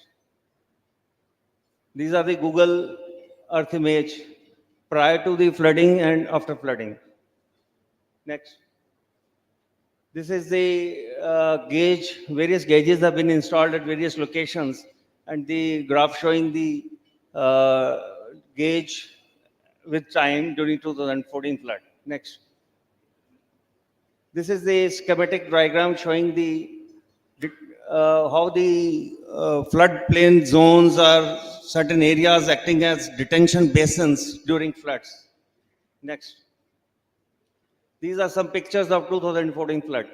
As you can see, whole of the area is inundated. Next. Next. Next. So, total damage occurred. Villages 287 were affected. Population 22 lakhs. As many as 85 human lives were lost, and 1.5 lakh structures were damaged. Crop affected area was 2.8 lakh hectare. Next. So these are the extreme weather events which are occurring around Indus Basin in the recent past. In 2022, floods in Kashmir, Rajasthan, Punjab, and 1/3 of Pakistan inundated a flash flood near Holy Amarnath Cave. 2023 floods in J&K, Himachal, Haryana. 2024 dry spell in Kashmir. Now it is occurring. There's no snowfall. In River Uj, Jammu, there's a repeated heavy discharge. As you can see, right bottom corner, you can see from 85 to 2014, the flood level, danger level occurred only 6 times. But during the last 8 years, it has occurred 4 times. So there is a change in the frequency of the floods because of the frequency of rainfall is reducing, heavy rainfall occurring in a short duration, resulting in damages, oblique floods. This is all due to climate change. Next. Then what is the way ahead in flood management? Next. These are 2 way ahead which we are doing. One is structural, another is non-structural. Structural is construction of various embankments, dams, channel, desilting, diversion of flood, CAT, work, afforestation. Non-structural is flood forecasting, floodplain zoning. Next. Next. After 2014 flood, under PMDP, in 2015, in phase 1, the number of works were executed where the safe discharge carrying capacity was increased from 31,800 cusics to 41,000 cusics at Sangam. This project has been completed, and no significant damage recorded in low magnitude floods after the construction of this spillway channel and this work. In phase 2, the project is under execution, where the discharge capacity will be further increased to mitigate a flood of 60,000 cusics at Sangam. Next. These are the resectioning, some photographs showing the resection of spillway channel in Shrifabad region under phase 1. Next. This is the spillway channel. Next. Next. Next. Next. This is all, the work was constructed under PMDP by construction of gates and the Hawksher wetland, where the water was being conserved during the normal period and the gates are opened during the flood time to pass the discharge. The work is completed. Next. Next. Some protection works executed. Next. These are the long-term mitigation measures proposed. The studies are being carried out to construct a supplementary channel from Dogripura, 80-kilometer channel, which will bypass the whole of the Srinagar city and protect it from the flooding. For this, hydrological studies are in final stages. Next. Then 9 locations have been identified for construction of flood storage dams. This is also being examined. Next. Then sediment deposit locations are also being identified. Next. These are the areas which have been identified as flood basins. We have an act also in place. This area, flood plain zones, will be notified shortly under that act. Next. This is the early warning system for, this is the flow diagram showing how the early warning system works. Next. Next. Next. We have installed as well as 13 automatic water level recorders at various locations which transmit the real-time data for issuance of the early warning. Next. This is the system, how the information is being disseminated, because we have developed a app also, Kashmir Flood Watch, which shows the real-time data of the gauges and the early warnings also. Next. Next. Next. Thank you.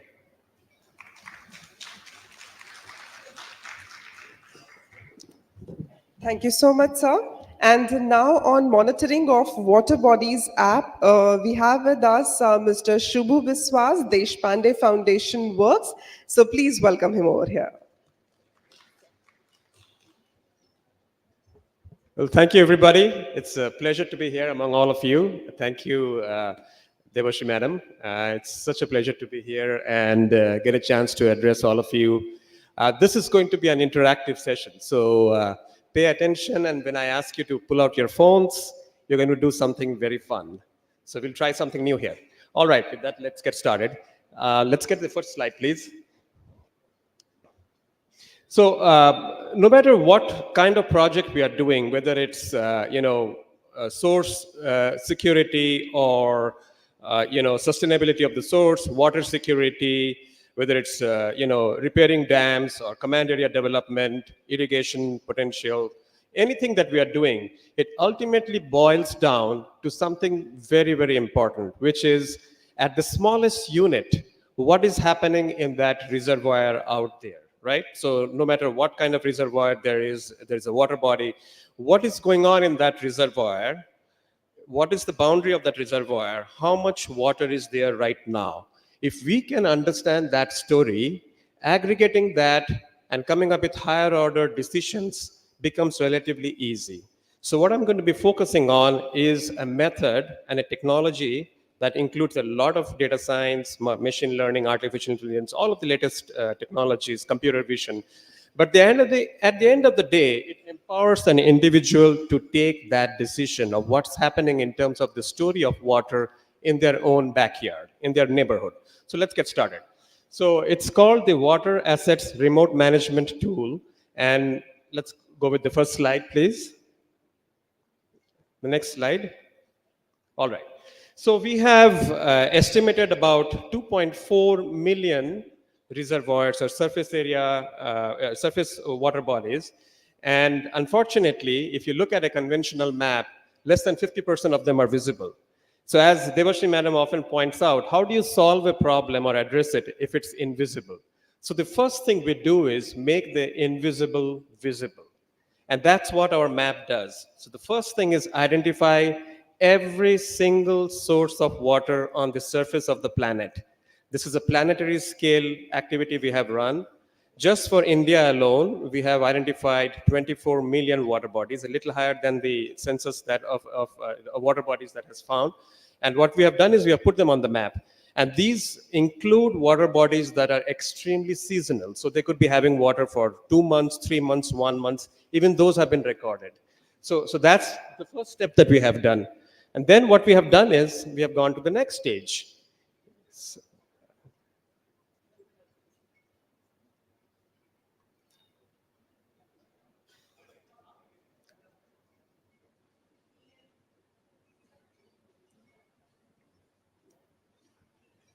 So,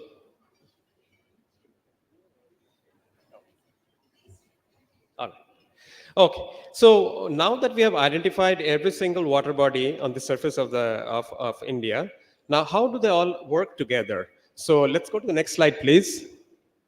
All right. So if you think about a system consists of components and the connections between components. So if you think about the water bodies as the components, the interconnectedness of the components are the streams. So we have identified every stream and rivulet and pathway through which water flows from these water bodies. And as you can see, and this is what our forefathers knew very well, and now we are revealing through technology, is this beautiful network of interconnected water bodies, one cascading to the next, to the next, to this hierarchical chain. None of this is working in isolation. And so what we do is we reveal this story and put it in front of you so that you can take the right action. That's the next thing we do. So this is creating the systems network. Let's go on to the next slide, please. All right. Now, this is the most unique aspect of our technology. So what we have developed is the method of creating a colored Doppler or a 3D underwater topography map of every single reservoir on the surface of the Earth. So now you can actually look at these reservoirs. You can see the topography of the reservoirs underwater, and you can actually see where sedimentation and silt is forming. Why is that important? Because as you see a river or a reservoir silting up, the holding capacity reduces. And we can actually tell you exactly how the silting is happening, and we can actually provide this information to you in an interactive way so that you can actually take corrective action. So not only do we do that, but we also give you the time series of that reservoir. So you can actually see how the water level in that reservoir is changing from day to day, from week to week. In fact, the data is so current. If you have a time, find me and I'll show you the demo where we have data for some of these reservoirs even as recently as yesterday. Last night when I reached here, I was running this application and we were seeing data from January 22nd, which is pretty stunning. So this is not data from a few years ago or a few months ago. The data is as fresh in some cases as yesterday. So this is actionable insights on the reservoir water levels. Let's go on to the next slide, please. All right. And so the graph that we present is within this application. This is, by the way, a web-based application. You do not need to install anything. You just pull out your phone, you pull up this website, and it's up and running on your phone. As long as you have internet connectivity and a web browser on your phone, this application runs. You can actually interact with this graph, and you can actually click on this graph and see the actual state of that reservoir at a particular point in time. So it's no different from walking up to that reservoir. We are all sitting here in Mahabalipuram. But if you wanted to go and see a reservoir anywhere in India, we could take you through this app. You can click on the graph and you can actually see, it's just like you visited the reservoir in person, and you can actually see the reservoir almost in near real time. Let's go on. Next slide, please. So the challenges with water resources management is, I'll just take a couple of more minutes, is how do you monitor this 2.4 million water bodies, and can you afford to put sensors in all of them? And obviously that's a humongous task, and we have estimated it would take you about 1,28,000 crores just to put IoT sensors and instrumentation. What if we could do this, using technology and remote sensing? And so that was a challenge we took on. And let's go on to the next slide, please. And the answer now is we'd like to offer that now we can, with the help of our technology, we have given each of these water bodies a digital identity, just like you and I have Aadhaar cards, every reservoir now is identified and has a digital identity. And every reservoir is tracked so that we know the past, almost the present, and we can project out into the future. And hopefully along the way, we can offer a huge cost saving. And what you're seeing there is a reservoir and it's underwater topography. And you can see the sandbars forming where the two streams are coming together, exactly the way you would normally expect. The sandbar forming right there. Let's go on. Next slide, please. So this is another tool we have, which is called the Visual Watershed Planning Tool. You can use that for designing the watershed at any level, at this village level, at the taluka level, at the block level, and beyond. Let's go on to the next slide, please. And so what this allows us to do, I won't read through this whole slide, but there are enormous benefits that come if you have this kind of technology in your hand. I will have this deck available for all of you to look through and read through. Let's go on to the next slide. Next slide, okay. And these are the items from the list of 22 that came out from last year that we think that we are directly addressing, although we do believe that we are addressing the other ones as well. But these are the ones that we think we have primarily addressed already with the help of this technology. Let's go on to the next slide, please. And so while we know the story at the individual reservoir level, what happens if we start aggregating it? So we can collect that information at the village level, at the taluka level, and at the district level, and some very interesting things start emerging. For example, right here is a study we have done for Latur, and we have been talking to the leadership of Maharashtra, and we are trying to understand if this data can predict an oncoming drought condition, and if so, can this be an early warning system? Not only can we identify the scarcity of water, but we can actually identify the reservoirs which have actually run dry, which indicates the level of distress. And those are the villages which we can directly address with interventions. So we feel that this could be pretty powerful in addressing those kinds of conditions. Let's move on to the last couple of slides I have. Let's move on. We have benchmarked our technology against standard data, and we are finding strong correlation between IoT sensors and instrumentation with remote sensing. And then let's finish with the final slide, please. Let's go on. One more slide. Okay, this is where we can all pull out your phones. You can scan these QR codes if you have interest, and you can actually go and see what's going on with each of these reservoirs. So if any of you want to pull out your phones and scan any of these codes, you can see what's going on in that reservoir right now. So that's an activity for you to consider, but that just gives you an idea of the level of engagement that we are able to support with this kind of technology. So imagine these kinds of QR codes being there for every one of our reservoirs, and people, citizen participation, Jal Shakti Kendras, water use associations, everybody being able to interact with water bodies like this and having a discussion. Just like you send pictures to each other on WhatsApp, you can send these QR codes to each other and get into a discussion. That's the kind of interactive we are talking about. Let's go to the last slide, please. And so all of this is happening at Green Good Labs. We specialize in creating geospatial insights using decision support tools, and we work on existential matters like water, climate, agriculture, soil, and energy. So if you have interest, I can hand you out my contact information. I'd love to carry out the discussions with you. Thank you for your time.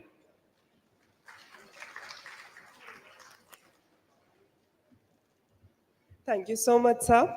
And now it's the time for open house discussion. So if you have any of the questions, so you may kindly raise your hand, and a mic will also reach to you, and you can ask your question and just introduce yourself and tell us that to whom your question is addressed to. Yeah, maybe please have the mic over here. Maybe please have the mic over here for the lady. Ma'am, can you please raise hand so that they would know? Yeah. So kindly introduce yourself and just let us know to whom your question is addressed to. Yeah. Hello. Am I audible? Hi, my name is Padmaja. I'm a reporter with Times of India, Chennai. My question is to the engineer who came from the Uttarakhand government about floodplain zoning. Yeah, you may go ahead with your question, please. Hi, sir. So my question is, With respect to floodplain zoning, Tamil Nadu is yet to start its mulling floodplain zoning. But I was just wondering what kind of challenges you're facing along the way, and as well regarding there might also already be buildings with revenue records or other legal disputes when it comes to floodplain zoning. So how did you tackle all that? Can you please repeat the question? I just wanted to hear from you that how did you tackle legal disputes when it came to floodplain zoning? How do you crack the legal things when it comes from the floodplain zones? We get the idea from the. So you can use the mic. So you can use the mic so that you will be audible to everyone. We get the idea from NDMA guidelines. They classify in three zones: priority 1, priority 2, and priority 3. But in the plain area, where mainly problem is the inundation. But in hilly areas, there are with inundation there is a velocity also in the flood.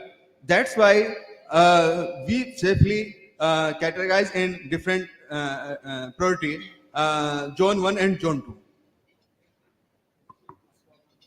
Yeah, I hope you answered. Thank you. So anyone else? Yeah, maybe please have the mic here. Yeah. So please introduce yourself and your question then. Myself, Dr. Hira Lal. I am Special Secretary Irrigation, Government of Uttar Pradesh. मेरा बहुत simple सा question है, YIT के professor साहब को मैं चाय में पूछ रहा था. The topic is climate. So how much percentage of our Indian population is knowing about climate change and its devastating effect? I was discussing with you in the tea break, sir. कितने % लोग हमारे देश के climate को जानते हैं, climate change को जानते हैं, और इससे जो भयावह स्थिति हमारे सामने खड़ी है, दिख नहीं रही है लोगों को, उनकी क्या संख्या? में काफी दिनों ढूंढ रहा, मिल नहीं रहा मुझे. मैंने अपने सोशल मीडिया कई जगह से कोशिश कर रहा हूं, मैं डिस्कशन भी कर रहा हूं कई लेवल पे. So sir, who would like to take? Yeah. I think अब क्लाइमेट चेंज का नाम तो सभी ने सुना है, जलवायु परिवर्तन सभी लोग जानते हैं. सवाल ये है कि हम लोकल लेवल पे क्या कर सकते हैं, उसके बारे में हमें अवेयरनेस करना है. That is what is the, और एक्शंस भी हमको उसी लेवल पे डिफाइन करना है. सर मैंने इस पर करीब काफी दिनों से मैं क्लाइमेटिक चेंज पे कंसंट्रेट होकर काम कर रहा हूं. आज के डेट में जो मैं ये कहूँ 90% लोग इस हाल में जितने लोग बैठे हैं, क्या अगर आप पूछिए कई लोगों से, मुझे कहिए मैं पूछूं तो नहीं, क्लाइमेट क्या है, क्लाइमेटिक चेंज नहीं जानते, मैं भी नहीं जानता था. तो जब तक हम क्लाइमेट नहीं जानेंगे, क्लाइमेटिक चेंज नहीं जानेंगे, इसका डिवास्टेटिंग इफेक्ट नहीं जानेंगे, तब तक बात नहीं बनेगी. मेरा आशय ये था, more than 90% people is not knowing even globally. Dr. Hiralal, there is absolutely no doubt regarding whatever you are saying. Yes, there is a great need to have awareness about climate change and climate. Yes, all these yes. things. That is the point, sir. That's a very valid point. But at the same time, the issue, let's be very clear, what Dr. Tare was saying, that let's not, the climate is something which needs to be taken care, but not everything should be blamed on climate only. There are several things we need to do. There are several things we are doing, and we should just augment our efforts into that thing. Awareness is one of these things, but the mitigation, adaptation, and damage control, all these things need to be done at the same time. Some things, yes, we are doing, and some things we need to do. But awareness is definitely a very important factor, and Dr. Tare also agrees with me. We all agree with this thing, and that's why we are sitting over here. Yeah, I think sir also wants to add something to your answer. And in the meanwhile, I would like to tell the audience that please restrict yourself to the questions rather than submission. So that would what I will request, sir. तो एक चीज climate change का जो है कि one of the biggest challenges is the phenomena is playing out over vast areas over long periods of time. If we can crunch space and if we can crunch time and present the data in a manner that is understandable, very easy and intuitive, that's what those graphs that we were showing was all about. जब लोग देखते हैं कि this water body next to my house actually is getting progressively smaller and smaller, holding lesser and lesser water, and actually see this story playing out over the last 10 years, then it becomes a profound personal message. And that's when the action happens. That's when the invisible becomes visible. So climate change, लोगों को एक doubt है, perception है, but when they actually have data in hand and they can actually point to a picture and say, look, this is what's going on in my neighborhood, then it becomes very real. And that's what we are trying to do here. Thank you, sir. Yes, sir. Please introduce yourself and your question. Good morning, everybody. I am Narayan Reddy, Engineering Chief from Andhra Pradesh. No, I don't have any question. I want to answer Hiralal's question. Not that everybody knows the climate change. Everybody in India feels it and knows it. Because in my childhood also, I heard many people, or my father, because I happen to come from a rural, remote area, which is purely agriculture based. He used to comment the climate change at the time itself. He says that in our rural areas, we go cropping pattern as per the Karti, and we analyze the rainfalls and climate change also by the time of 15-day cycle of Kartis. Even in my olden days, I heard it from my old parents, grandparents and all, there is climate change. Why it is happening that they were reasoning it. Everybody on the universe, I think they are feeling it, they know it. May not be, they know, they don't have the scientific analysis and scientific name for it, but everybody feels it. That's it. Thank you. Thank you. Yeah, we are just going to have this last question from sir. Yeah, we are having mic with you. Yeah, I'm Sanjay Belsare, Secretary Water Supply, Maharashtra. So very interesting presentation by different presenters. So I have a question to Jammu and Kashmir presentation, where you said that you have got the floodplain act in place. So I would like to know whether it was earlier to 2014 or you are enacted after 2014, after the flood in Jammu and Kashmir. It was enacted before 2014. It was in 2010. So no implementation was. Yeah, because the committee, the board was not in place. The quorum was not there over a period of time. So the process is on for notification. So now it will be notified. Yes, process is on. Thank you so much. Thanks a lot. Very good afternoon. Good afternoon. Yeah. Yeah. I'm yeah, please, Rekha. ma'am. I'm Rekha, faculty of an engineering college and research scholar who's working in urban flooding. My question to Shubho sir. So you have shown in your slides regarding the sedimentation of the reservoirs. Actually, in our Tamilnadu, most of the sedimentations was not taken out. So what are the basic techniques which is adapting, and if we are taking up these sediments, what is the next solution where we have to put it down like that? Because it is entirely reducing the dead storage, and in due course it will affect the live storage also. So this is my question, sir. Right. So I think there are organizations even inside this room who are specialists in desilting reservoirs. The information gap they had was in identifying reservoirs that are getting progressively sick and sicker. When I say that, I'm talking about reservoirs that are getting silted over and losing their holding capacity. So what we are trying to do is empower them with information so that they understand the red, the yellow, and the green ones, the red ones being the sickest, right? And then they are empowered with the information. They know exactly the silting patterns, how many cubic meters of silt this reservoir is having, how much of loss of holding capacity, and then they can direct their attention. But they're really targeting on the silt utilization. So they're taking that silt, giving it to the farmers are in fact paying for it. And it's a win-win for both of the organizations who are interested in desilting as well as the farmers who benefit from the rich silt, right? So they are trying to reduce the unit cost of desilting by subsidizing some of that cost by having farmers pay for the silt that comes out of it. So that's one way. Because the continuation with that question, actually bathymetric survey we can make use it, but it's little bit costly when compared to SWAT model if we can, soil water assessment tool. So I have identified some quantity how much silted recently, but given suggestion to the PWD. But what the next level of desilting and all, I'm just looking into that, sir. Just thank you. Thank you. Let's talk about it a little more. I'd love to get your perspective on it. Sure, Thank you. sir. Thank you. Thank you so much. And I know that you all are very eager to participate in this open discussion, sir. But, sir, as per the interest of time, we have to culminate this session. But I would really like to tell you that this has been a commendable time screening done by the chair for this session, because we are dot on time culminating this session. And with this, sir, thank you so much, Anurag, sir.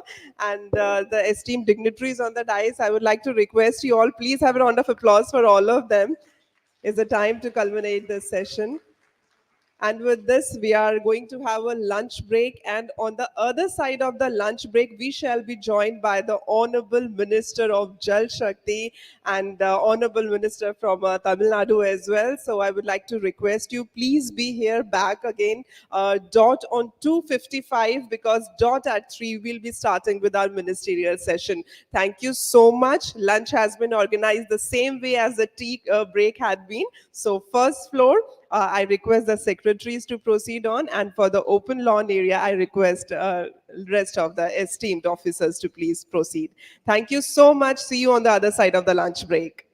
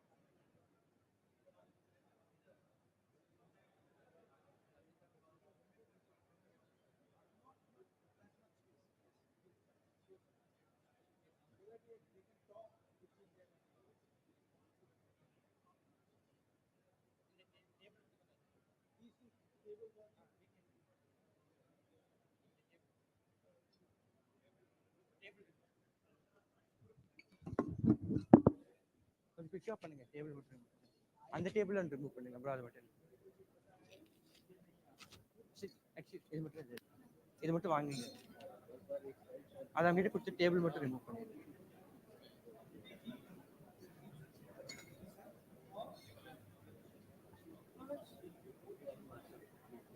பார்த்து அது இதாவது இல்லை அந்த flower இருக்கட்டுங்க இந்த tumblers மட்டும் இருக்கிறத வச்சு எக்ஸ்ட்ரா எடுத்துருங்க டேபிள் மட்டும் சேருக்கு ஸ்ட்ரைட்டாக அட்ஜஸ்ட் பண்ணிடுங்க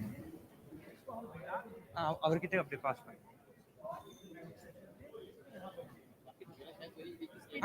இது இருக்கட்டும் இது 3 இருக்கட்டும் சரி நீங்க போய்க்கோங்க அவங்க இது மட்டும் ஒவ்வொரு சேருக்கும் ஈக்குவலா இருக்க மாதிரி பார்த்து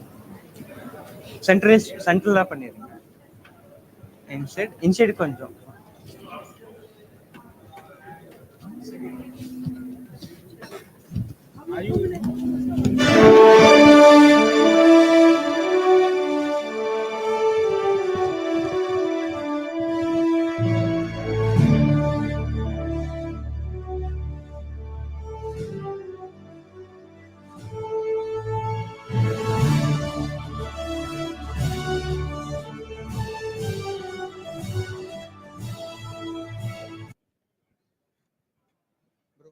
மைக் மட்டும் அந்த audio console very dark green shade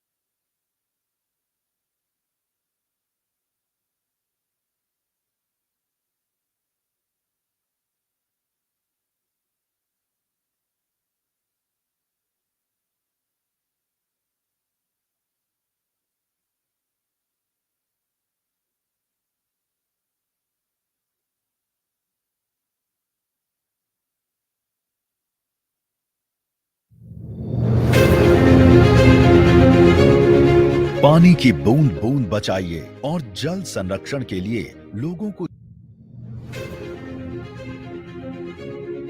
पानी की बूंद बूंद बचाइए और जल संरक्षण के लिए लोगों को जागरूक करिए। हमारे प्रधानमंत्री